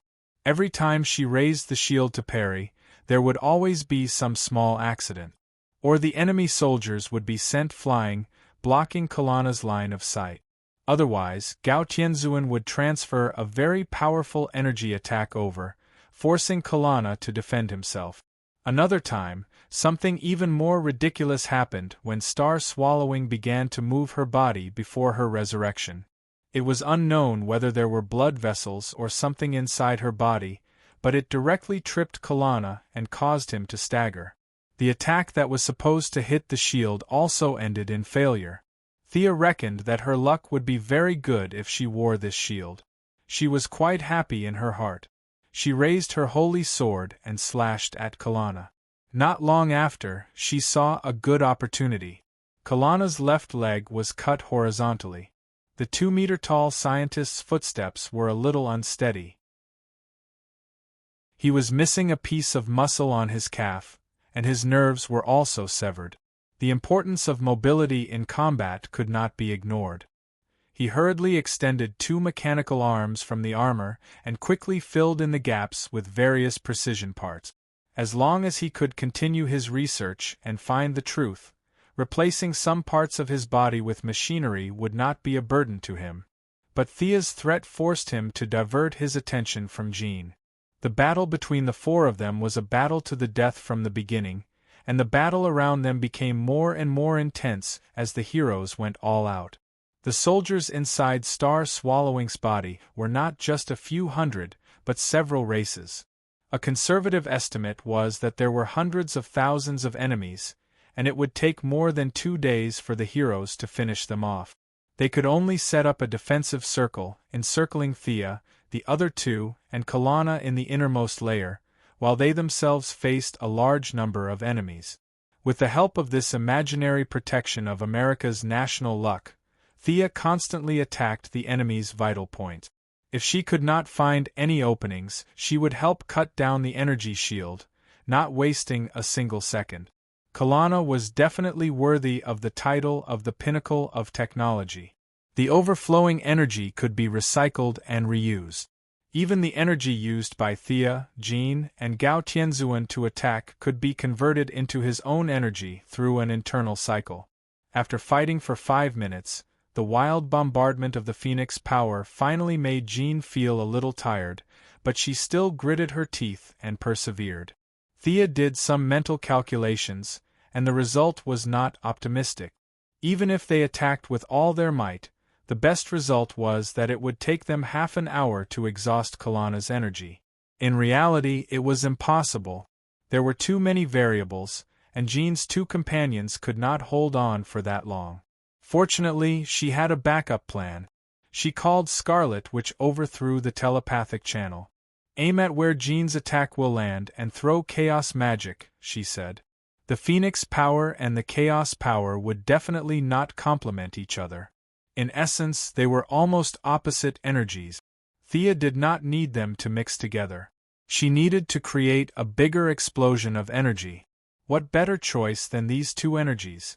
The first time, Scarlet was slow and missed. Her energy was not as abundant as Jean's, so she had to find the right time. The second time, she barely missed, and the chaos magic was directly destroyed by the Phoenix power. Relying on the core values of the United States to defend, Thea was not under much pressure. She coordinated the overall battle. Not only did she have to fight monsters, but she also had to keep an eye on when Star Swallowing would revive. Now, she had to help with shooting and aiming. Now release. Scarlet immediately raised her hand and smashed another ball of chaos magic on Kalana's shield. At the moment when the magic and the shield were about to collide, the Phoenix power also caught up. The two hostile energies had a romantic encounter outside Kalana's shield. There was no earth-shattering explosion, no fiery smoke, and a fist-sized space was completely wiped out. There was no energy, no matter, and that area was nothing, as if it had never existed. What kind of power is this? Tell me quickly. Tell me quickly. Kalana was very excited. After a long battle, he had already analyzed a small part of the rules of the Phoenix power. According to his calculations, the Phoenix power could also be simulated or even created by scientific means. But now, when the two forces were put together, he was stunned. He vaguely saw a greater realm, but he could not analyze it at all. Two different attributes of the 10th dimension were mixed together. This had already far exceeded the limits of understanding. Even Corona was at a loss as to what to do. "Good, it's working, continue. You guys go first." Thea was cheering loudly when suddenly, the whole battlefield shook slightly. Star Swallowing was about to revive. The explosion just now hurt him the most, and all the aftermath of the energy was actually inside his body. Thea guessed that this god of creation was most likely awakened by the pain. Buzz, a continuous low sound was heard. It was the Martian hunter and Professor X casting psychic shock, but it was very difficult to hold on. Thea did not say anything and quickly found a life node. She put away the holy sword and changed to the night sky sword, aimed at the node and stabbed it. The endless divine power of death eroded Star Swallowing's vitality that had just recovered. The shaking on the battlefield gradually dissipated, and Star Swallowing was killed again. Chapter 10:21. Thea wiped the non-existent sweat from her forehead and silently apologized to Star Swallowing. She picked up the holy sword again and charged into the battle. With her help, Scarlet Witch and Jean's cooperation became more and more tacit. Kalana's shield continued to increase its energy, and its power had reached 70%. The cunning old man Gao Tianzuan saw that victory was in sight and also increased the frequency of his attacks. A high-speed rotating mass of air appeared in his palm, and then the mass of air spiraled toward Kalana. At this time, Diana alone resisted nearly 50% of the enemies on the periphery. Superman and Thor also joined the ranks of the inner circle. One swung his fist and the other raised a sledgehammer. Occasionally, they would mix heat rays and lightning attacks. Each of them was proud of their skills and techniques on Kalana. Batman on the periphery of the battle was not to be outdone. He took the opportunity and fired 3 shock bombs at Kalana. The shock bombs simulated the Flash's high-frequency shock ability and attached themselves to Kalana's shield and began to vibrate violently. Among the heroes, the most eye-catching one was the Hulk. This guy was really not afraid of death. With a whoosh, he jumped over and threw a punch at the Hulk's face. Kalana reversed his energy gun. Only then did Thea realize that this thing could also be used as a stick. He found a very clever angle and, from bottom to top, knocked away Thor and Superman, respectively. After that, he sent Hulk flying with a backhand. Huge energy arcs hit the three of them. Superman's expression was the most painful, but he still gritted his teeth and persevered. Electric arcs were more comfortable than kryptonite, right? The Hulk, who was shirtless, was sent flying more than 100 meters away. However, his body was indeed tough. He was like a train. His big feet stomped on the ground, knocking away dozens of small fries along the way, and then he charged back again. Thanks to Thea's knowledge on how to use lightning, Thor's resistance to lightning was the strongest.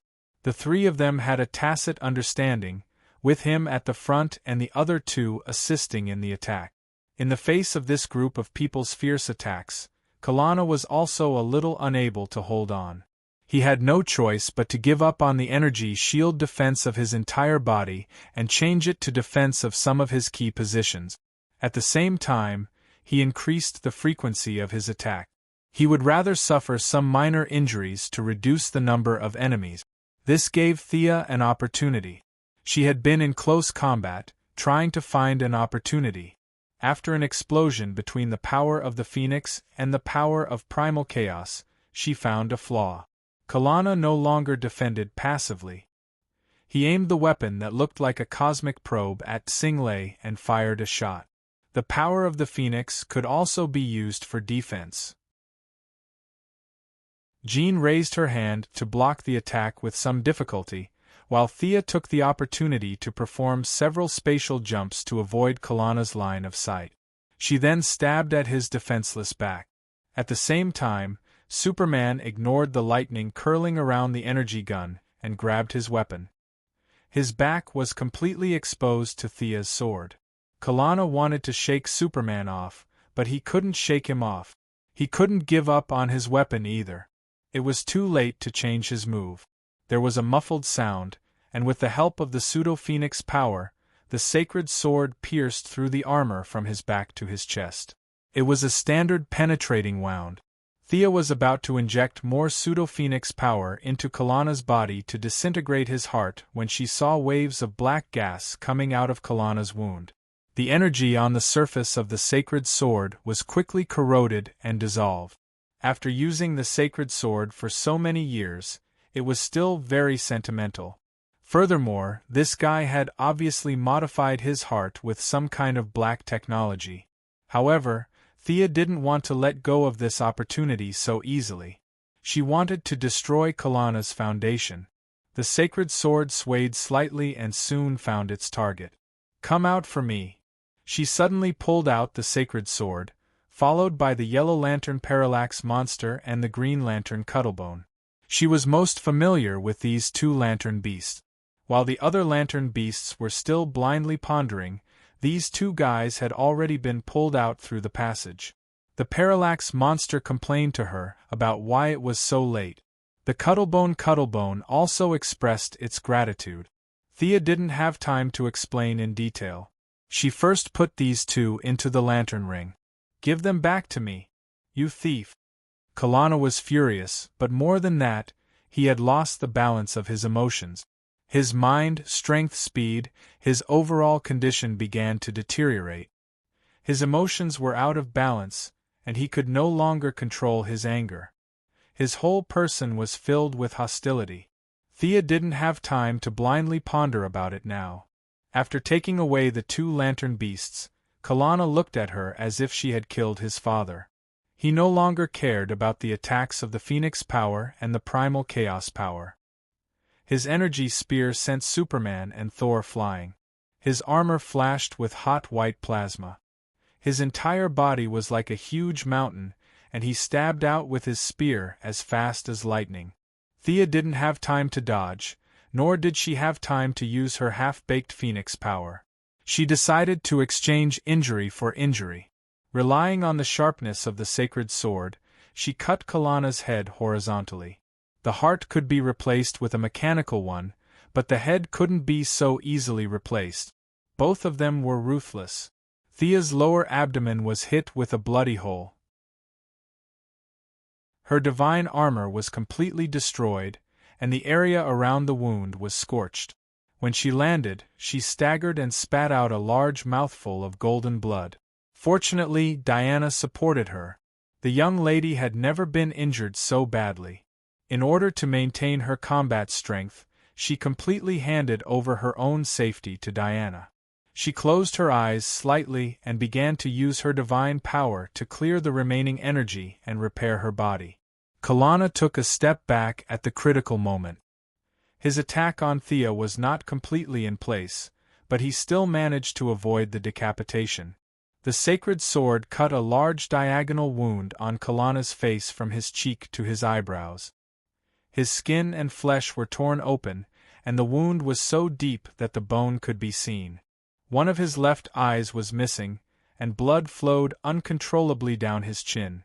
The greatest scientist of Malthus had never been injured like this before, but no one helped him. He could only increase the power of his armor and stabilize the injury. Thea's determination to fight to the death inspired everyone. There were many female heroes present. Jean, who was usually gentle and elegant, increased the absorption of the Phoenix power again. Not far away, Laser Eye and Wolverine couldn't admit defeat. At this time, they gritted their teeth and fought with her. Scarlet Witch was also focused on cooperating with her attack. Gamora of the Guardian of the Galaxy was greatly encouraged. She shouted loudly and waved her two swords like windmills. If the female heroes were so hard-working, the male heroes had no reason to retreat. For Asgard. Thor felt his blood boil again. He gave up all his defenses and his body was covered in lightning. He held the storm warhammer with both hands, jumped 5 meters high, and smashed it on the back of Kalana's head. Kalana's mouth and nose were bleeding. He was also stunned. He punched back. Thor followed Thea and fell to the ground with heavy injuries. Clark catch. Thor threw his hammer to Superman before he fainted. Thea, who had been observing the battlefield outside, also threw Team America's shield to Superman. With a shield in his left hand and a hammer in his right, coupled with a blue battle suit, a red cape and a unique face, the Kryptonian captain was officially born. Chapter 10:22. The Kryptonian captain was obviously a joke, but Superman saw his comrades fall one after another, and he went all out again. No longer holding back, no longer worried about hurting the innocent, the stellar energy in his body began to operate slowly and steadily. At this time, he had surpassed the single-universe level and was moving toward the multiverse level. Superman held the shield and hammer and circled around Kalana, preventing him from getting a chance to attack Jean and Scarlet. He was using 150% of the Kryptonian's ability. However, in this kind of battle, the slightest carelessness could lead to accidents. The third to fall was the Hulk. It was no problem for him to bully ordinary people with his muscles, but under Corona's precise calculations, there were too many flaws. The Hulk's physical defense was still passable, and he was immune to psychic attack. However, he had zero defense against pure energy attack. He was thin-skinned and weak, so Superman acted like a gentleman to take care of the two ladies. Naturally, he neglected him. Hulk was kicked in the chest, and if it were not for Little Spider's silk and the Iron Man's help, he would have been sent flying. Even so, he struggled on the ground for a long time and could not stand up. Huff, huff. On the other side, Thea covered her wound and struggled to stand up with the help of the Holy Sword. She had recovered 50% or 50% of her combat power. She had to stand up because her energy was depleted too quickly. Star Swallowing was about to wake up again. Go. After stabbing Star Swallowing to death again, she was so tired that she sat on the ground to rest, panting. She waved to Diana, indicating that she was fine, and asked her to support Superman. Kalana's injuries were getting worse. In addition to his left eye being blinded, there was a hole in his chest from the back to the front, and he had a concussion from the back of his head. The armor on his right shoulder was also completely damaged. This was done by Gao Tianzuan. The cunning old man had good eyesight and was very accurate in finding the flaws. However, Kalana was no slouch. His armor had some sort of rebounding property. Although the armor was damaged, the rebound made Gao Tianzuan, who had not recovered from his injuries, lie on the ground. There were more and more injured people, and although the enemy was also beaten up badly, this guy was still standing. Jean, you and Scarlet should rest first. Thea replaced the two female generals who had been persevering. They could not be injured. Both of them and herself needed time to recover so that they could accumulate energy for the final attack. Without Jean's bombardment, Laser Eye and Wolverine were finally freed from the predicament of being mascots. The power of the Phoenix circulated between the three of them. Since Jean did not make a move, the power of the Phoenix would be diverted to their side, allowing them to make a move. Wolverine's originally vigorous vitality was supplemented by the power of the Phoenix. At this time, the surging vitality of his body made Kalana look askance. Laser Eye's ability came from an alternate dimension, and he himself was a passage between the alternate dimension and reality. When he used his ability, a certain photonic-like substance had kinetic energy and formed a red energy beam. Now, the power of the Phoenix added emotion to his attack. Under the strong energy attack, even the air was distorted. Kalana had completely given up on scientific research.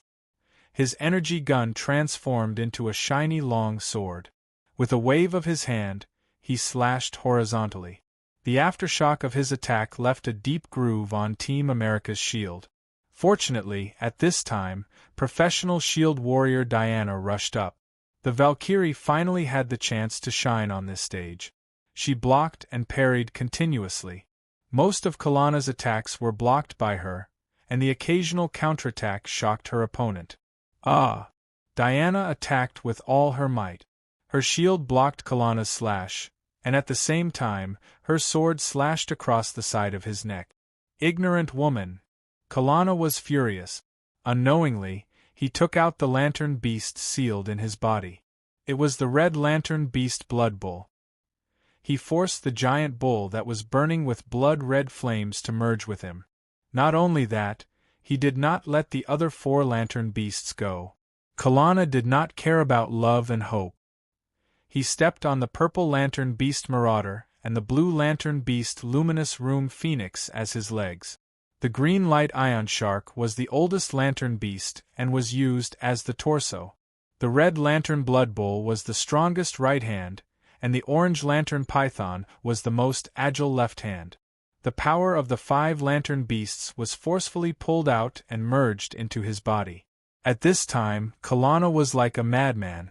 The overflowing emotional energy made him a little delirious, but at least he remembered that the people in front of him were all enemies.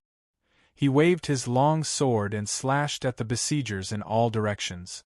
After only 3 rounds, Iron Man's, Odin's blessing, armor was destroyed.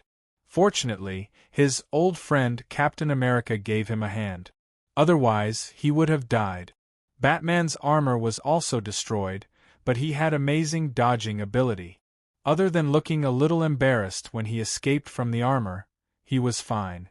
2 hacks were defeated, and the price for Kalana was his left hand cut off by Diana and 2 broken ribs by Thor's hammer. But he did not retreat. He replaced all the damaged parts with machinery and waved his energy long sword like a madman. This guy was crazy. Thea was a little speechless.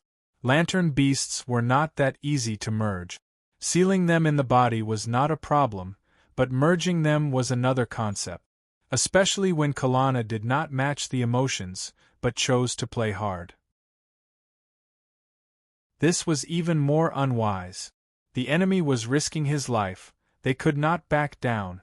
After Thea killed Star Swallowing again, she quietly discussed the strategy with Jean and Scarlet. At the same time, she confirmed the final plan with Captain America, Iron Man, and Batman. Come on. Thea stretched out her left hand to Jean. The other party hesitated for a moment, but still gave her a ball of pure phoenix power. Jean was not afraid that she would take it for herself. She was afraid that Thea was not the host and the phoenix power would not recognize her. It turned out that the phoenix power did not give her any face at all. It did not remember her at all. Fortunately, Thea's strength and realm were enough, and her realm was higher than her strength. It was not a problem for her to control the phoenix power for a short period of time. Together with Scarlet Witch, she silently counted, 3, 2, 1. Thea used the phoenix power, which covered 1 to 10 dimensions, as the driving force, and then used the methods of the fifth-dimensional people to forcefully modify reality. Scarlet Witch could also modify reality when she was at her peak, but now she was far from it.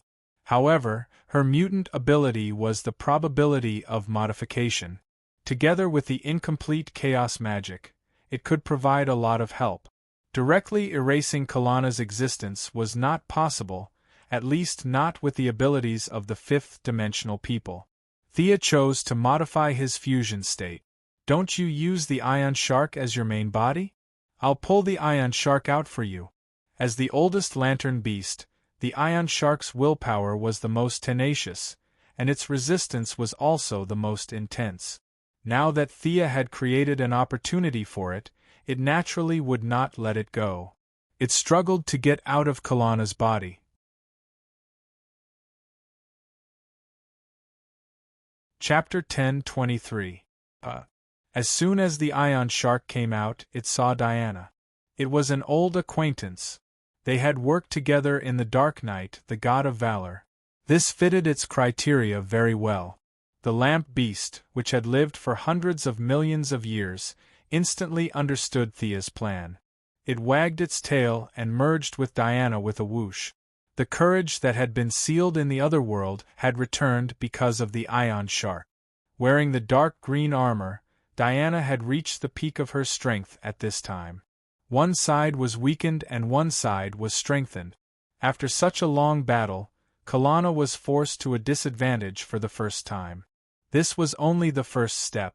Thea had already arranged for the Atom Man and Ant-Man to hide in the dark. When the Ion Shark left and Kalana's defense was not completely closed, the two guys went in. After all, technological products were not their own abilities. They were complicated to manufacture and had a tight structure. They were very powerful, but it was also easy to destroy, not to mention from the inside. The Atom Man and Ant-Man entered the interior of the Karana armor. To be honest, even the Atom Man couldn't understand the structure inside. It wasn't that he couldn't understand it occasionally, but he couldn't understand it at all. From the design to the concept, from the structure to the principle, he couldn't understand it at all. The knowledge of the Karana surpassed modern science by countless years. But this did not stop them from doing damage. Whether it was useful or not, the wires were cut off, the nodes were destroyed, and several energy centers were destroyed. They were very experienced. They destroyed a point on each line so that when the energy passed, the energy would automatically tear these damaged places. In normal state, Kalana would definitely be able to notice their little movements. Unfortunately, the Ion Shark was pulled away, and his mind was further damaged. The manic energy and emotions began to run wild in his mind. Without the lamp beast to coordinate, his control of his body became weaker and weaker. After all, he was still dead, and had been dead for hundreds of millions of years. No matter how much vitality was injected into his decaying body, there was a limit. Kalana's body essence did not change. The vitality that was sealed in the beginning was decreasing. After a long battle, a lot of blood loss, and the raging emotions were a little overwhelming. My turn. Thea reverse summoned the Atom Man and Ant-Man, and then absorbed a lot of Phoenix power from Jean. She seemed to have a pair of fiery red wings on her back, and a magnificent illusion of a phoenix appeared in her figure. Instead of using the holy sword, she drew a fiery longsword surrounded by irresistible power from the void. Clang! A loud and clear cry sounded. All the heroes heard the phoenix cry that came from the wind. A few people who were familiar with the zither could not help but think that the person who named this power the power of the phoenix most likely heard this cry as well. Thea's speed was raised to the extreme. With her realm, this level of speed could be considered a full burden. She was like Kakashi using his Sharingan. Every second that passed, the power of the phoenix brought her an incomparably heavy burden. Her time was very short. Kalana just realized that there was a problem with his armor at this time. The chaos caused by the departure of the lantern beasts quickly faded because of the almost tangible killing intent. At the moment of life and death, his eyes returned to the state of a scientist, but unfortunately, it was all too late. Thea kept accelerating and crossed the hundreds of meters between the two in an instant. When she saw Kalana's clear and inquiring eyes again, she did not hesitate.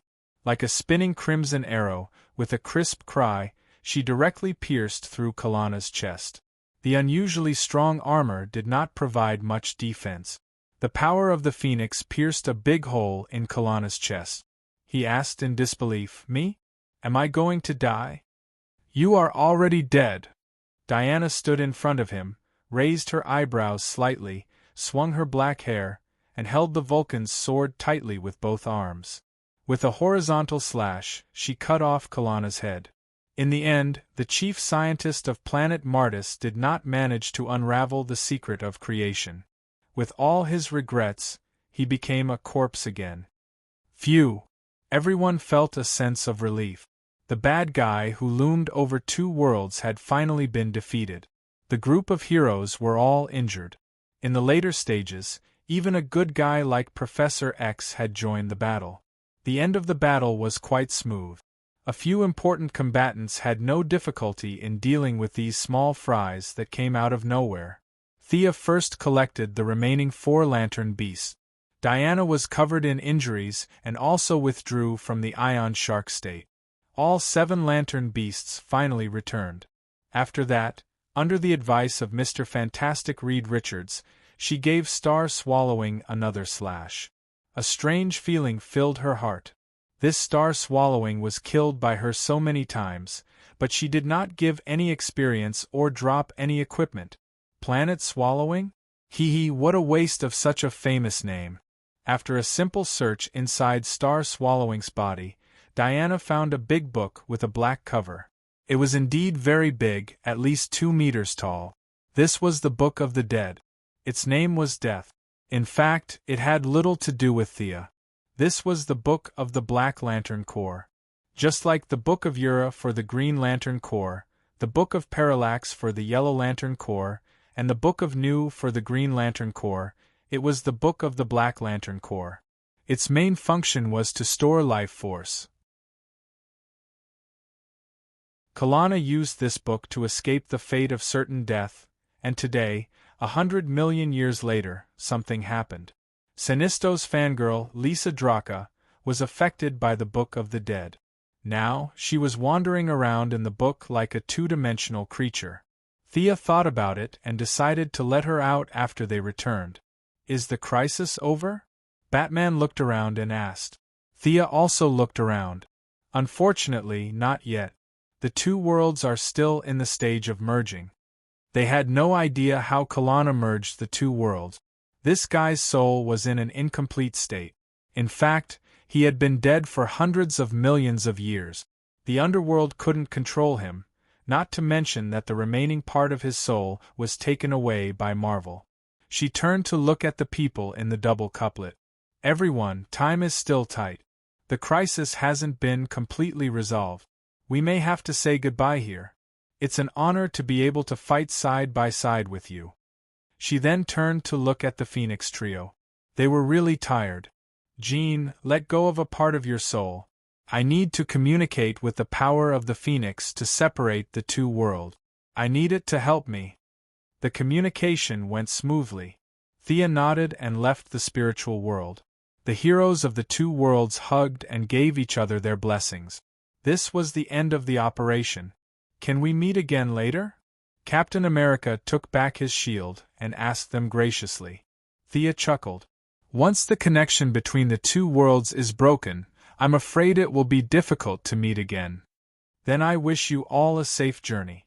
It's an honor to fight side by side with you. It's an honor for me too. They shook hands happily and said goodbye. The people in the double couplet left on the Dawn cruiser.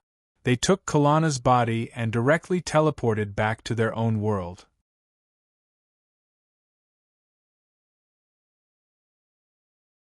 Chapter 10:24. Phew! Home is still the most comfortable. Returning to the original world, the ordinary heroes did not feel anything. Thea had the biggest reaction. She felt as if a huge rock had been lifted off her body, and she was so light that she felt like she was floating. The members of the Righteous Alliance were told to go back and rest. They were all injured, and Thea still had to spend some time separating the two worlds. The divine power of death entered her body again, and the feeling of being filled with energy made her feel comfortable. Although her emotions were not bad, the fluctuating feelings of confusion made her feel uncomfortable. Originally, her level was higher than her combat power. Now that she had mastered the power of the pseudo-phoenix and studied the power of chaos, this shortcoming was made up for, and her combat power was slightly higher than her level. There was no flash of golden light above her head, nor was there any world announcement, but she estimated that she was now at the peak of the multiverse. As the pseudo-phoenix power entered her body, Thea thought about it and mixed this ability with her eyes. The original Eye of Obliteration needed divine power to power it, but divine power was not needed to power this ability. Now, the pseudo-phoenix power was just right. Death and emotions mixed together, and finally, the power of the Eye was raised to the highest level. If Darkseid used the Omega Ray, which represented the power of the end, then the Alpha Ray was the Alpha Ray. Then her ray could be called the Alpha Ray. Death preceded life, and Alpha was the first ray.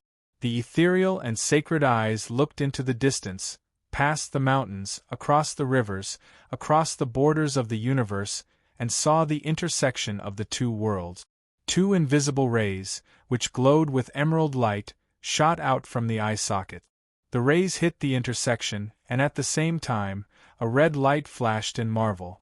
That was the true power of the Phoenix, and the two forces collided at a certain point. There was no earth-shattering explosion, no earth-shattering change. Ordinary people did not feel it, but with the collision of the two high-end forces, the two worlds began to slowly separate. A giant wearing a tattered dark green robe, who had exceeded the limit of the concept of height, stood out. He was a ghost, and he stood in the void, pulling the DC world towards him. On the other side, a giant that shrouded the entire galaxy also appeared in the Marvel world. It was the head of the universe's 5 great gods, Eternity. He was also pushing his own world. A formless ripple passed through the hearts of all intelligent beings in both worlds. The higher one's level was, the deeper one could feel it. Under the joint efforts of several parties, the two worlds finally broke away from each other and returned to their respective trajectories. Thea was so tired that she sat down on the ground. Other than the Phoenix Force, who was the strongest and still arrogant, the other 3 were about the same. None of them were relaxed. Who knew how Kalana had managed to merge the two worlds without anyone noticing? Kalana's corpse was easy to deal with. He cut it into 8 pieces and hid them in hell, and heaven. It would be strange if he could be revived. She checked the Endless Families rankings, and her results were gratifying. She had comprehended the Pseudo-Phoenix's power and was now in 9th place. Second Sister of Death was one step closer to her. Has the world crisis been resolved? Thea would say no. The world crisis was far from over. The Marvel world had returned to normal, but the trouble on their side had only just begun. This trip to Marvel had deepened her understanding of the emotion deity position by several times. Returning to this world, other than the return of the death god, was another sign of disaster. Even without the advantage of being a prophet, she could feel it through her emotion deity position that the universe she was in was very close to death. If there were no remedial measures, the universe would enter a countdown in the next few days. The Seven Lantern Corps had been wantonly squandering the emotion deity position since its birth. This was the universe's disaster. The entire emotion spectrum was about to dry up. If it was not recharged in time, the Big Bang would happen in an instant. There were less than 3 days left. She calculated carefully. Looking through space, Thea saw Kyle Rayner, who was still chatting with the Saint on the Blue Lantern main planet. It was time for this super cheater to take the field. But she couldn't say it directly. She needed Kyle Rayner to be in awe and sacrifice himself to take the Seven Lantern Beasts through the Wall of Origin. It might be easier to fool an alien, but Earthlings were all cunning. Once Thea told the truth, the other party would definitely think, "Why don't you go when it's so dangerous?" The greater the power, the greater the responsibility. So part of the truth needed to be told, and this truth couldn't be told by her. It would be best if she distanced herself from this matter as far as possible. Fortunately, the Seven Lantern Beasts were now in her hands. No one would know if she did something. Thea left a message in each of the Seven Lantern Beasts' souls, saying that the universe was about to explode due to the exhaustion of the emotion spectrum pool. Then, she sent the Seven Lantern Beasts back to the Blue Lantern main planet. Fighting and pushing the world, she was really tired. She used the excuse that she was seriously injured and needed to rest for a few days. She told Diana not to worry, and then she went back to the underworld. At the same time, Kyle Rayner, who was on the Blue Lantern main planet, was chatting with the Saint. The two were really in tune. Their ideals, dreams, and personal values were perfectly compatible. This made Kyle's real girlfriend, Solanik, look at the Saint with a strange gaze. 7 strange lights cut through the sky and entered the Blue Lantern main planet. Thea specially made 7 rings to store these guys. She also briefly described what happened this time. In order to show that she didn't know anything, she left the message in a very casual tone. As the owner, the Saint took the rings. Her Majesty the Goddess was injured in order to take back the Lantern Beasts. The Saint received Thea's message and said sadly. Kyle didn't know how to respond to this topic. The Saint was very devout. He really treated Thea as a god. However, as an Earthling, Kyle found it hard to accept this concept. However, he also knew that Thea brought a bunch of people to Marvel to fight Kalana. The lady was afraid that her emotional exhaustion would accelerate, so she used the excuse of guarding this universe as an excuse and didn't bring the 7 lanterns with her. As a bunch of lanterns, this time, they won by doing nothing. They didn't have the right to stand on the side and make sarcastic remarks. However, as a member of the Green Lantern Corps, he had to bring the Green Lantern Beasts back. Seeing that the Saint didn't say anything, he reached out and grabbed the ring that represented the Green Lantern Beasts. A short message entered his mind. The emotional spectrum pool was about to dry up, and the universe was about to be destroyed. Thea was very smart. She knew that most people would trust the answers they found and would be suspicious of the information that others told them. At least, she was like this. The message left in the Lantern Beasts described the current situation and problems. As for the solution, she didn't mention a single word.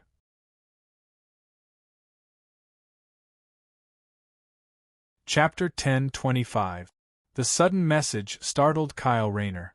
He wanted to continue asking, but the mysterious message did not respond to him at all. It was as if the warning just now was an illusion. As for communicating with the Ion Shark inside, Kyle could do it with his current emotions. However, the Ion Shark was captured by Kalana and used by Diana to fight. It had fallen asleep and did not respond to him at all. He asked several times but did not get a response. He was puzzled and let go of the ring. Was it just his imagination?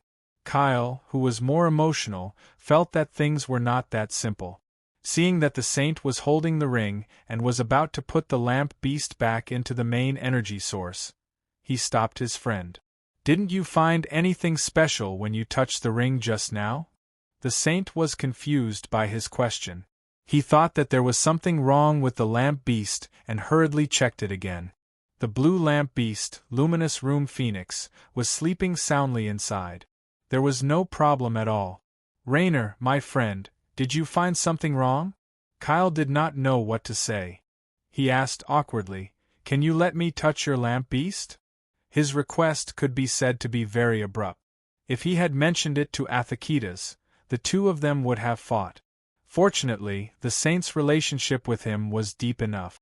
Without hesitation, he handed over the ring containing the lantern beast, the brilliant room phoenix, to him.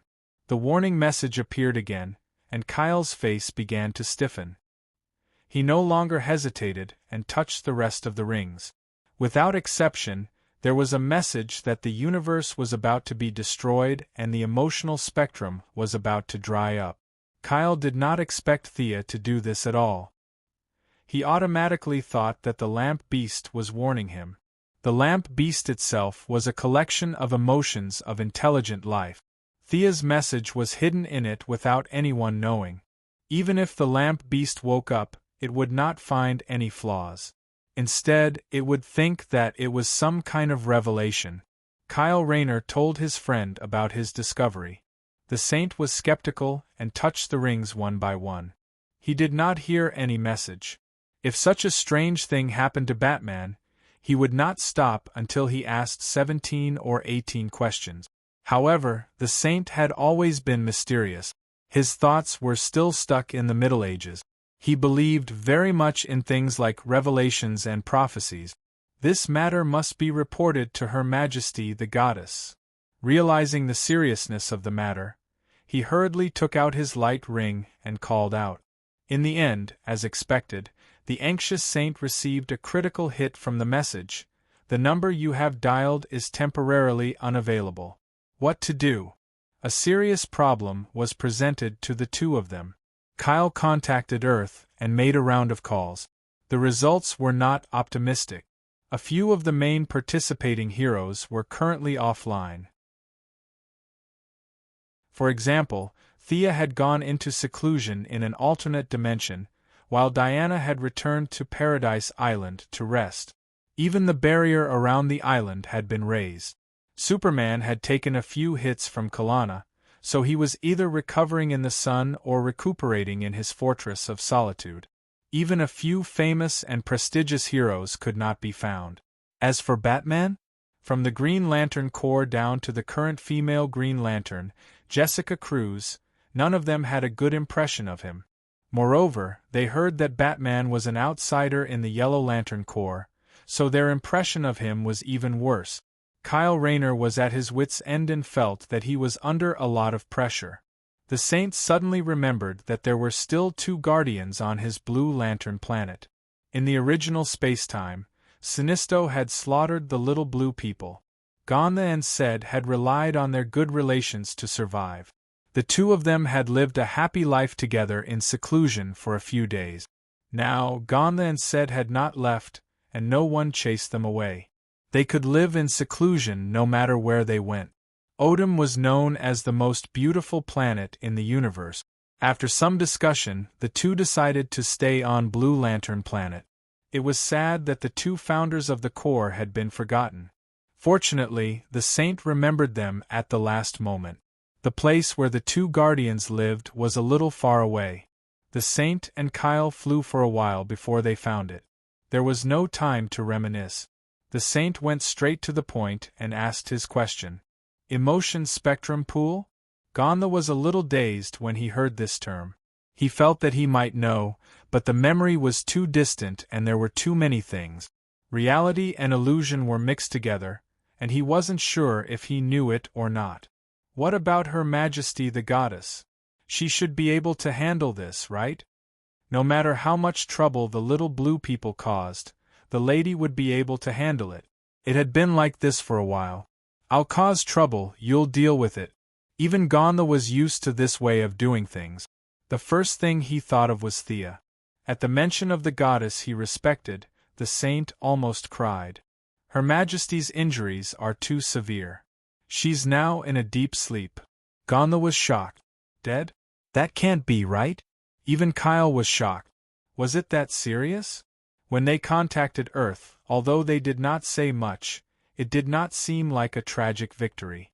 However, when he thought of how a few of the main heroes were severely injured, he did not have the right to refute this. Heroes shed their blood for the safety of the universe. As a hero, he would not laugh at them. Now that danger was coming again, he vaguely felt that it was time for him to step forward and contribute. Who could injure her? Was it Darkseid? Gonda knew the lady's strength. He could not imagine who could beat her into a deep sleep.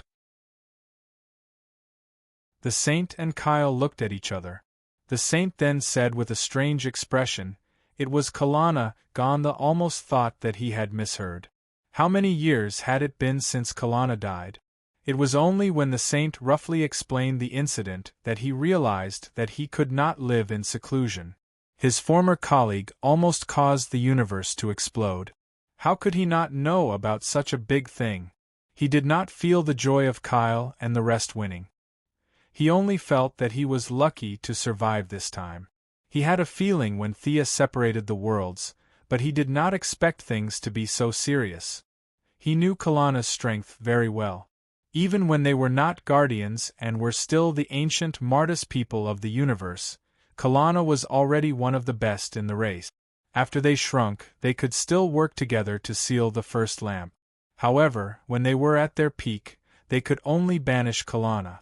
The difference in strength between the same race was huge. The little blue men were not all of the same generation. It was just that they had a long lifespan and did not care about such things. For example, Haruba, whose memory Thea read several times, was Kalana's student. Sed was also Ganth's student. Gonda was one of the few people of the same generation as Kalana. In the race, his talent was mediocre and could not be considered outstanding. Kalana was a great scientist when he was young. He was basically the type of child that the elders talked about. After that, he represented the peak of the ancient Martis people.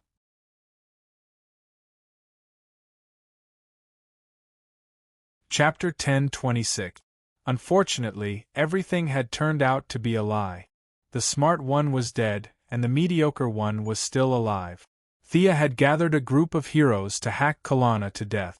Then, she was heavily injured, and a group of heroes were heavily injured. To Gonda, this was only natural. It was refreshing to see her alive and kicking. According to Kyle's description, he also touched all the rings, but he didn't find anything. Kyle Rayner, why do these revelations only work on you? Do you know why? Gonda asked. The Green Lantern ring on Kyle's hand was made by Gonda for him. He was naturally kind to Gonda, so he did not hesitate to tell him his guess. Because I have 7 emotions. He briefly explained how Thea had trained him. I see. The goddess trained you to be a White Lantern reserve. Gonda pondered for a moment. The crisis this time is very serious. I need to return to Ura's main planet to look up some historical information. In my memory, someone should have mentioned the emotion spectrum pool. In fact, he had already recalled that this pool was what Kalana had said. However, his colleagues at the time had scoffed at it. There was a pool for emotions? Gonda left the Holy Walker to watch over the Lantern Beast. Before he left, Gonda specifically told Emogu that no one could take away the Lantern Beasts this time. Knowing that he had made a mistake last time, the baby planet hurriedly agreed. Unlike the 8 First Lantern Guardians, Gonda had lived on Ura's main planet for hundreds of millions of years. The defensive facilities here were useless to him. Leaving Kyle Rayner outside to wait, he walked directly into the meeting room of the Little Blue Men. Gonda said, and the 8 First Lantern Guardians, the number of Little Blue Men Guardians had once again exceeded 2-digit. However, the friendship between them was as thin as paper. There was no joy of meeting someone from the same hometown. I remember that you've already left the Green Lantern Corps? The long-bearded Guardian seemed to have established a leadership position among these people. Naturally, he did not want anyone to share his power. Another crisis is coming to the universe. Which one of you can lead this matter? Gonda ignored them. He had to rely on himself for everything. He began to look through Yura's historical record. In the vast amount of information, he wanted to find the conclusion of Kalana's research on the emotion spectrum. What is the core of emotional energy? Soon, he found a notebook. It was a long paragraph of words, but unfortunately, there was nothing in it. Kalana himself had not figured out what emotions were. Gantz flipped through it and crossed it out. He picked up another experiment record. If the green light is used too much, it might cause another kind of relative emotion to grow in the universe. Kalana analyzed that it would be fear. The more the Green Lantern Corps used green lanterns, the more fear there would be in the universe. It was like two sides of a scale. When one side was pressed down, the other side would naturally rise. Kalana's analysis was very methodical, but unfortunately, no one cared about his opinion back then. Now that the yellow lamp had been around for so many years, it was too late to say anything. Gantz made another cross. He pulled up another document. It was a draft written by Kalana before he was exiled. Emotions are physical objects. They have form and substance. They are a kind of resource that is not limitless for people to use. The words at the end were a little blurred. Kalana was probably not very sure, at least not at the time. Before Kyle came to him today, Gantz was skeptical of this statement.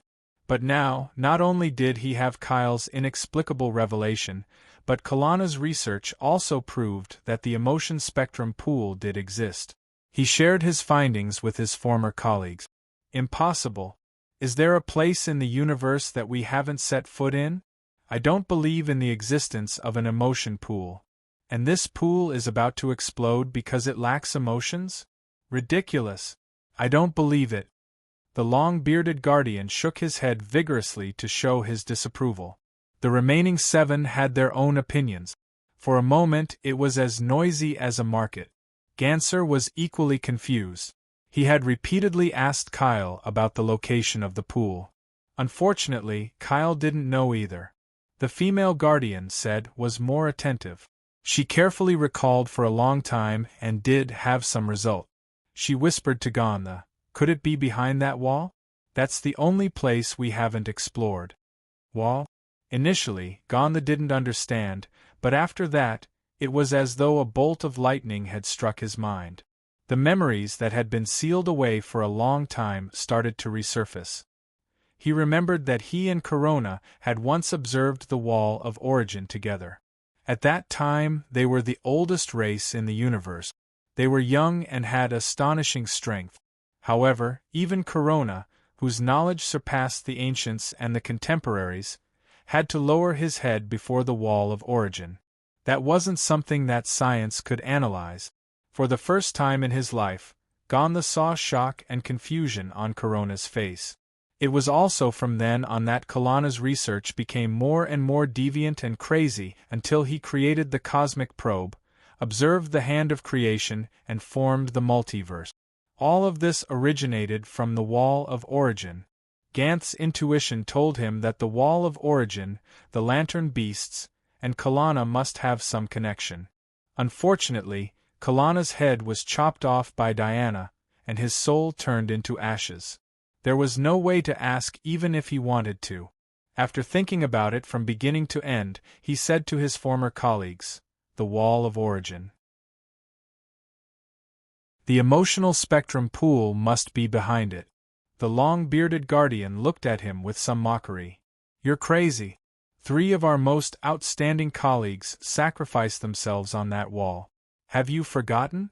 Kyle Rayner is different. Why did the 7 Lantern Beasts only call him? Because he will become a White Lantern. Because the 7 Lantern Beasts need his power to return to the emotional spectrum pool." The Guardians were still a little skeptical and joined in the search of Kalana's records.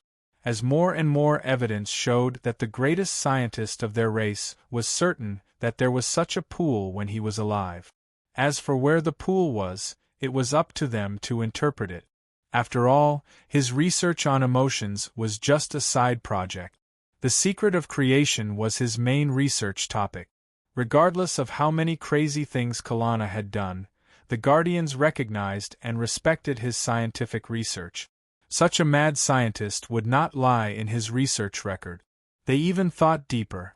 After all, they were not the ones taking the risk, so there was no loss in trying.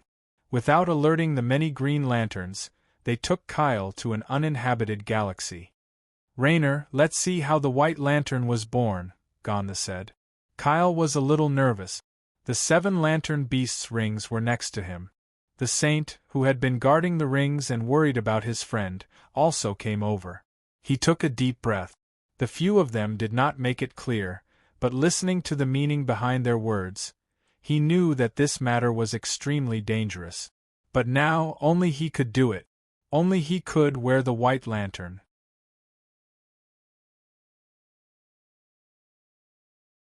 Chapter 10:27.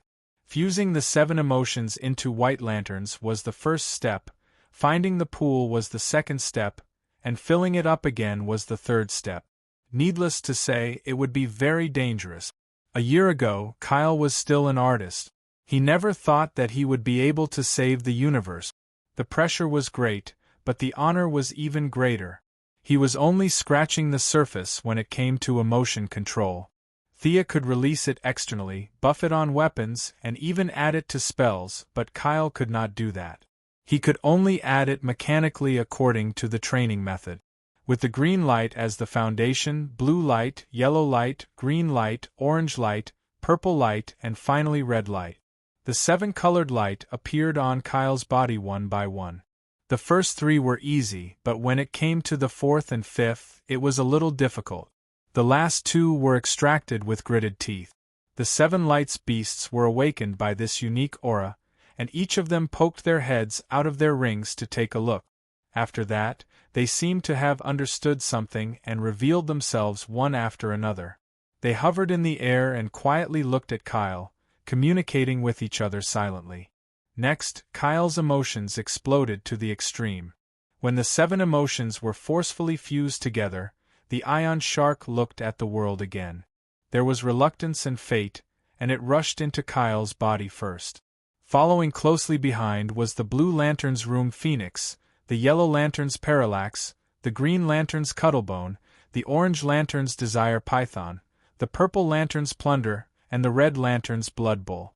Returning to the emotional spectrum was their mission since the day they were born. Even the oldest ion shark with the longest lifespan could not refuse.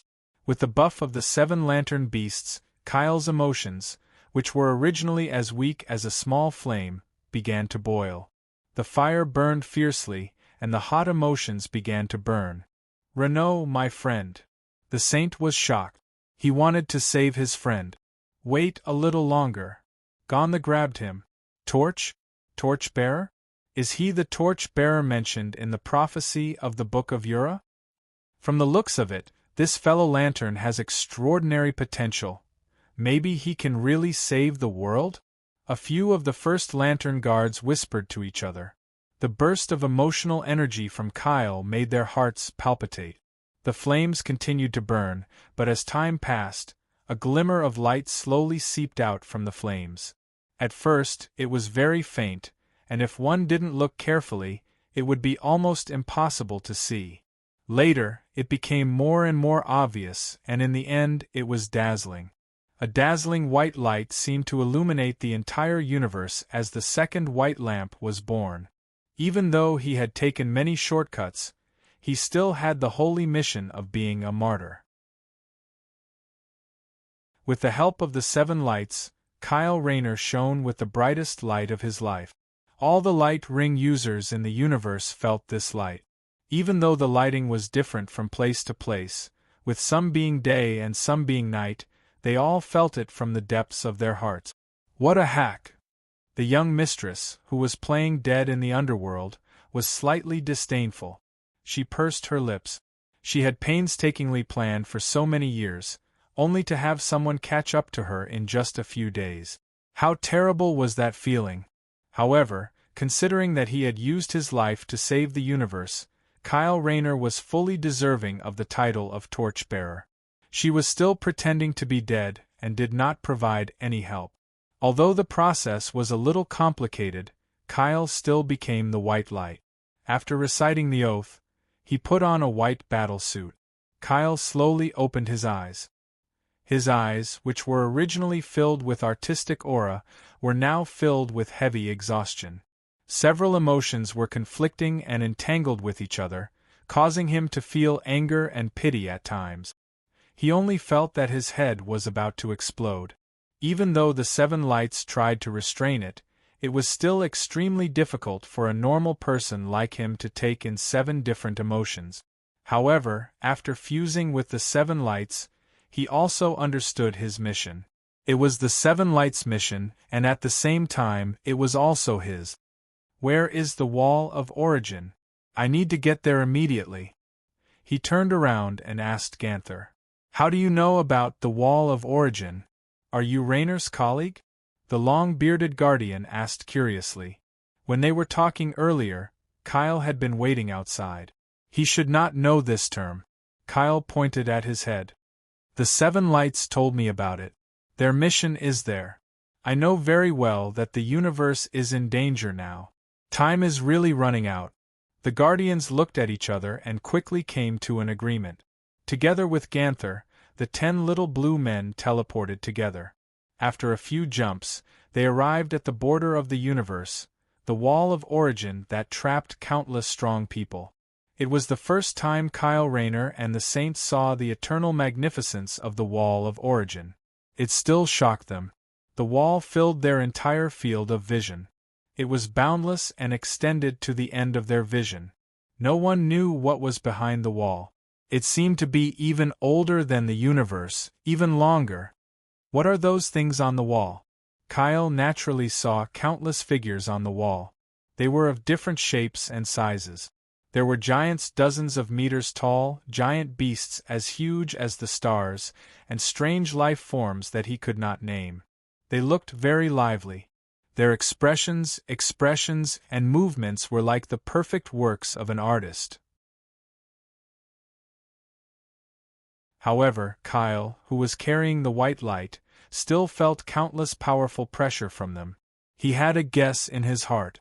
Those are all invincible strong people who are trying to explore the secrets behind the wall. Our colleagues are also up there. That was a long time ago, the long-bearded guardian said, pointing somewhere. Kyle looked in the direction he was pointing. He did see 3 little blue men, but they had merged with the wall. Their faces still had the horror of the moment before they were killed by the wall. We've arrived at the Wall of Origin. Kyle, what are you going to do next? Ganther was the strongest. He also provided the most power for the teleportation. He was a little out of breath at this time. Kyle looked at the creatures on the wall again. These strong people were all stuck without exception. Was he stronger than them? There was a trace of regret in his heart. He was not a god or a strong person. He was just an unqualified lantern warrior. Was there anything special about him? He clenched his fists and struggled in his heart. Maybe he was not the main character at all. If he ran into the wall now, would he also become a part of it? He came here too hastily. Should he wait for Thea to come back and ask for her opinion? Countless thoughts entangled with each other. Countless ideas appeared in his heart. Some wanted to show the spirit of heroism and fearlessly rush in. Some wanted to be more cautious and think carefully. Some wanted to go back and ask for the opinions of others. Am I just an ordinary person after all? Looking directly at his heart, he laughed self-deprecatingly and made a difficult decision. I want to go in. This is my mission.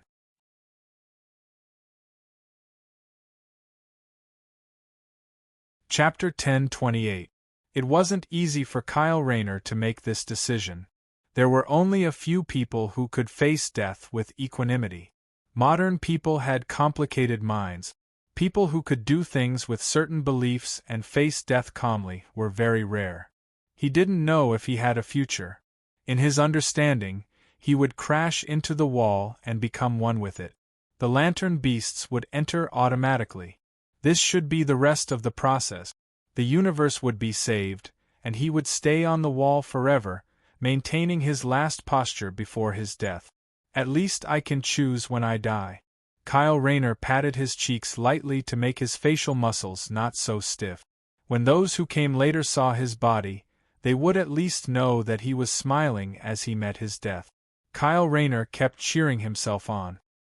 He took 2 deep breaths without turning his head. Saint, you are my best friend. Don't stop me. This is my mission. Also, tell Solanik that I will always love her. After dissuading the saint who was ready to die with him, Kyle looked at the wall of origin. Would this be his end? He felt that it was most likely. He was just an ordinary person from Earth. An ordinary artist could be hung together with these strong people for future generations to admire. This was also a benefit, right? He felt that his thoughts were getting more and more scattered. He shook his head and got rid of all the distracting thoughts. Even if he died, he would die with honor. He raised his speed to the highest. Facing the wall of origin, he rushed up without hesitation like a stream of light. The distance of thousands of meters was covered in an instant. Under the gaze of several people, Kyle Rayner rushed into the wall of origin head-on.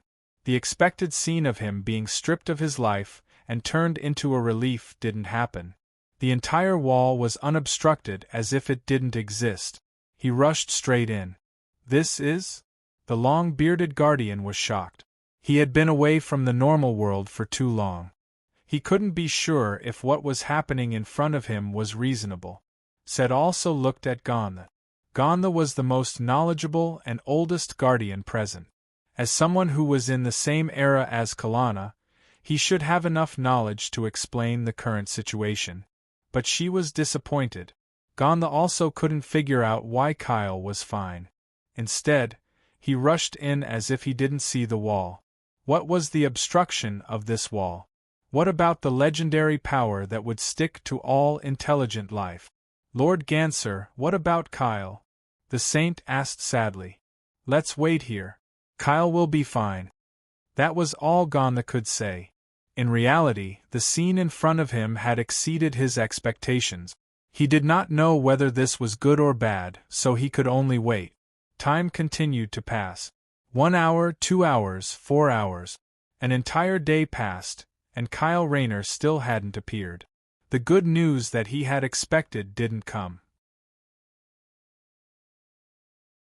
Instead, there was quite a bit of bad news. As the lantern ring core that had been used for the longest time and had the longest history, Green Lantern's rings finally went offline due to the exhaustion of the universe's emotions. Hal Jordan was fighting criminals on Earth. He did not expect the light ring to suddenly lose power and fall from the sky. If Superman did not save his life, he would have to report to the underworld again. 1 minute after the Earth's light ring went offline, the green light main energy source of Ura's main planet also stopped operating. Heretics and rebels, fear my divine light. The green light shines forever, the light of eternity. The oath was still ringing in his ears, but unfortunately, the green light had been completely extinguished. Immediately after, Yellow Lantern was the second to go offline, followed by Purple Lantern, Blue Lantern, and Red Lantern. The saint looked at the faint blue light on his ring that was like a candle in the wind. He felt uneasy. He did not know if his friend was safe now. He did not know if he could still fly in the sky with the lantern ring. He did not know if there was still hope in this world. Your Majesty the Goddess, please guide me and help me reconfirm the faith in my heart. The saint hid in a corner and began to pray in a low voice under Ganth's speechless gaze. Young Mistress was still in the stage of pretending to be dead. She certainly would not jump out and say anything comforting. However, she did not give up on the saint as a pure fan. She vaguely transmitted a thought which was roughly, "Everything will be fine." The pure fan saint was overjoyed. For a moment, his heart was filled with a sense of responsibility. Her Majesty the Goddess was still alive. There was still hope in the world. He no longer worried about the future. He had to do something within his power. Blue Lantern was the last to set up. Plus, their lantern ring's energy source was 150%, not 100% of the normal lantern ring. There was still some energy left at this time. The Saint gathered everyone from Blue Lantern and went to other galaxies to rescue the lanterns who were in desperate situations because their lantern rings went offline. Other than Blue Lantern, Orange Lantern Laffrey's also had some energy left. After all, the upper limit of his ring was 100,000%. A starving camel was still bigger than a horse. Plus, with his greedy nature, Laffrey's ring was always full of energy. According to the ratio, his ring still had 300 to 400% of energy left. However, the sudden disappearance of energy scared him. He was alone and could not find anyone to discuss it with. He could only find a place to wait for death while trembling. Miraculously, Thea could also hear him calling out to her. Young mistress did not know whether to laugh or cry. This dog-headed guy actually had a certain level of faith in her. Although he was not as devout as the saint, he was still at the level of a normal believer. New gods did not need faith, but she could hear him calling out to her. Similar to the saint, Thea was afraid that this guy would scare himself to death. She also transmitted a message similar to "Don't worry, it's not a big deal." His subordinates basically did not rely on lantern rings anymore. The sudden loss of power did not affect them much. The Yellow Lanterns and Blue Lanterns stayed in their own territories. They did not need to fight monsters here and there. Other than a few unlucky ones, there were almost no losses. The remaining Red Lanterns and Purple Lanterns were more or less holed up in their own planet. Other than some worry about the future, there were no major casualties. The Green Lanterns were once again hit hard. Those who were lucky were on the main planet. Even if they did not have any racial abilities, as long as they were still breathing, they could be saved by OUA's advanced technology. Those who were less lucky were still acting as space police and fighting against space criminals when their lantern rings suddenly lost power. They could only pray for their own good. The unluckiest ones who were passing through a black hole or had their lantern rings suddenly disconnected while they were in space died a meaningless death. Originally, after experiencing the Night of Darkness and the incident with the Third Army, the Green Lantern Corps' numbers were not enough. Now that they were facing a disaster, their numbers dropped sharply again. Even with the Saints' rescue, more than 500 of them died, and the same number of Green Lanterns went missing. What happened? Did someone attack OUA? Did the Guardians have any instructions? Faced with the rescued Green Lanterns, the Saint could only use his catchphrase to fool them. Everything would be fine. He did not know whether others believed it or not, but at least he believed it.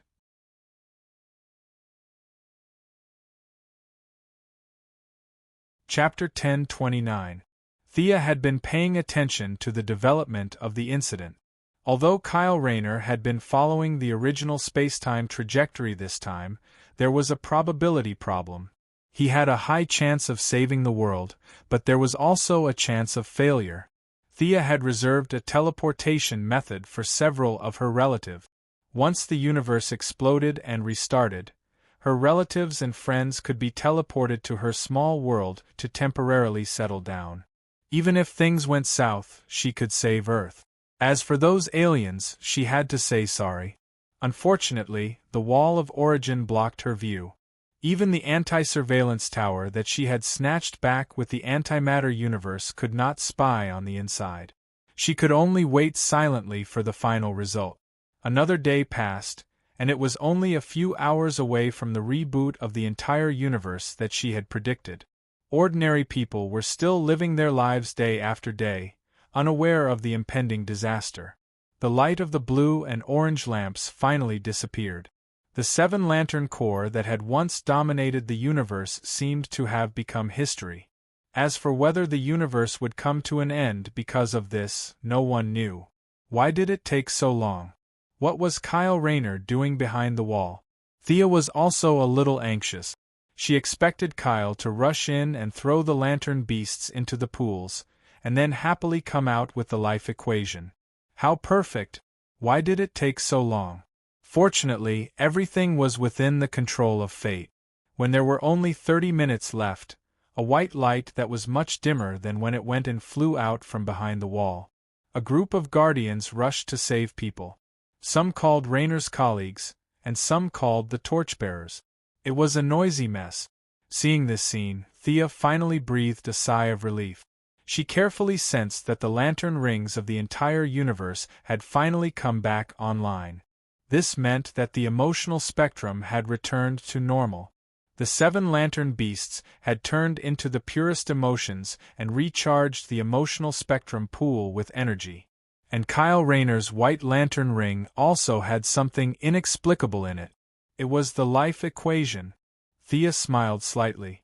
As long as the equation left the wall of origin, it would be easy to deal with. However, now was not the right time to make a move. After all, the banner of justice had to be raised high. Her gaze crossed the layers of world walls and looked in the direction of the new creation planet. Although she had mentally prepared herself, the development of things did not exceed her expectations. When she saw the life equation, the Heavenly Father of the new creation planet also saw it. Following the rise of Thea and the fall of the anti-life equation into Darkseid's hands, the pressure on the Heavenly Father increased by the day. The Heavenly Father was still tall and big, but the wisdom in his eyes had faded a little, replaced by urgency and a trace of greed. However, as the leader of the righteous faction, he couldn't just rush up and snatch it by force. He had to take care of his subordinates' emotions and deal with all aspects of relationship. The Heavenly Father's gaze first fell on the underworld. Sia's strength was already higher than the Heavenly Father's. She had long entered a state of feigning death before his gaze landed on her. She lay there quietly like a sleeping beauty. The Heavenly Father then looked at the Revelation planet. Darkseid had already extracted more than half of the anti-life equation. The dark and obscure energy cloud hovered above the Revelation planet, causing the demon army to attack even more ferociously. However, Darkseid was desperately defending. With the other great demons not making a move, the Heavenly Father had a good chance of winning. The Heavenly Father didn't take a peek at heaven. The archangels of heaven were no match for him individually, but if they attacked together, the Heavenly Father wouldn't be able to defeat them. Furthermore, he didn't want to experience the power of the Lord of Heaven, Michael. Thea was seriously injured and unconscious. Darkseid and his Hell clones were weak, and the Heavenly Father's attitude was unclear. However, they had always been aloof. In theory, they wouldn't fight with the Heavenly Father for the life equation. Furthermore, the balance of the universe could only be maintained if Darkseid had the anti-life equation and the Heavenly Father had the life equation. The Heavenly Father almost hypnotized himself to find excuses. However, he couldn't snatch the life equation like Darkseid did. Even when dealing with a mortal like Kyle Rayner, he had to be careful. This was especially so considering that Diana was acquainted with Kyle Rayner. As the leader of justice, how would Diana feel if he openly snatched the life equation from her? Even the Heavenly Father was impressed by the Valkyrie's persistence in justice and her peerless charisma. Diana had a good relationship with the commanders under his command. If the Heavenly Father didn't want everyone to betray him, he had to be very careful. However, the life equation's allure made him lose his cool completely. The moment selfishness appeared, it would grow like wild grass. The Heavenly Father's state of mind was shattered. He subconsciously felt that he shouldn't have taken this step, but the pressure of reality made him make a choice in the end. The commanders were powerful, but they all had their own principles of justice. The Heavenly Father didn't intend for them to interfere in this matter. After some thought, he summoned his adopted son, Orion. This second son of Darkseid had always been raised by the Heavenly Father as his own son. Orion was also willing to die for the Heavenly Father. "Father, you called for me." It didn't take long for Orion to arrive at the Heavenly Father's bedroom. "My son, there's something I need you to do for me. Your orders are my duty. I will obey any of your orders unconditionally." Just tell me who the enemy is. Orion said passionately. I need you to go to this universe and find this young man. Bring him back to the new planet of creation. He has the ultimate weapon that can end the war between good and evil. The Heavenly Father's words were vague. Orion looked at Kyle Rayner on the screen. He was a rather handsome young man whom he didn't recognize. However, this young man didn't seem like an evil person. He didn't seem to have anything to do with the space monsters or galactic criminals that he was supposed to fight. However, an order was an order. He still took out his mother box and received the target's coordinate. He was stunned. The coordinates were very familiar. Father, this universe is? It's the universe where the goddess of death and Diana are. They both came from there. Orion was completely confused. Since there were people on his side, was it appropriate to ask him to go there? It was best for a new god not to go to the birthplace of another new god. The natives worshipped the new gods as true gods. Why would a new god suddenly go there? This was an unspoken rule among the new gods. It wasn't just the new planet of creation of the righteous faction. Even the evil faction's apocalypse planet was the same. Unless there was a fight, they wouldn't easily set foot in another's universe. My son, do you believe in my justice? The Heavenly Father didn't answer his question. I have always believed in it. I have never wavered. Orion's answer was firm. This was what he really thought. Trust me. I can only leave this matter to you. Bring my personal guards and choose the most loyal soldiers. Use the fastest speed to bring him back to the new planet of creation.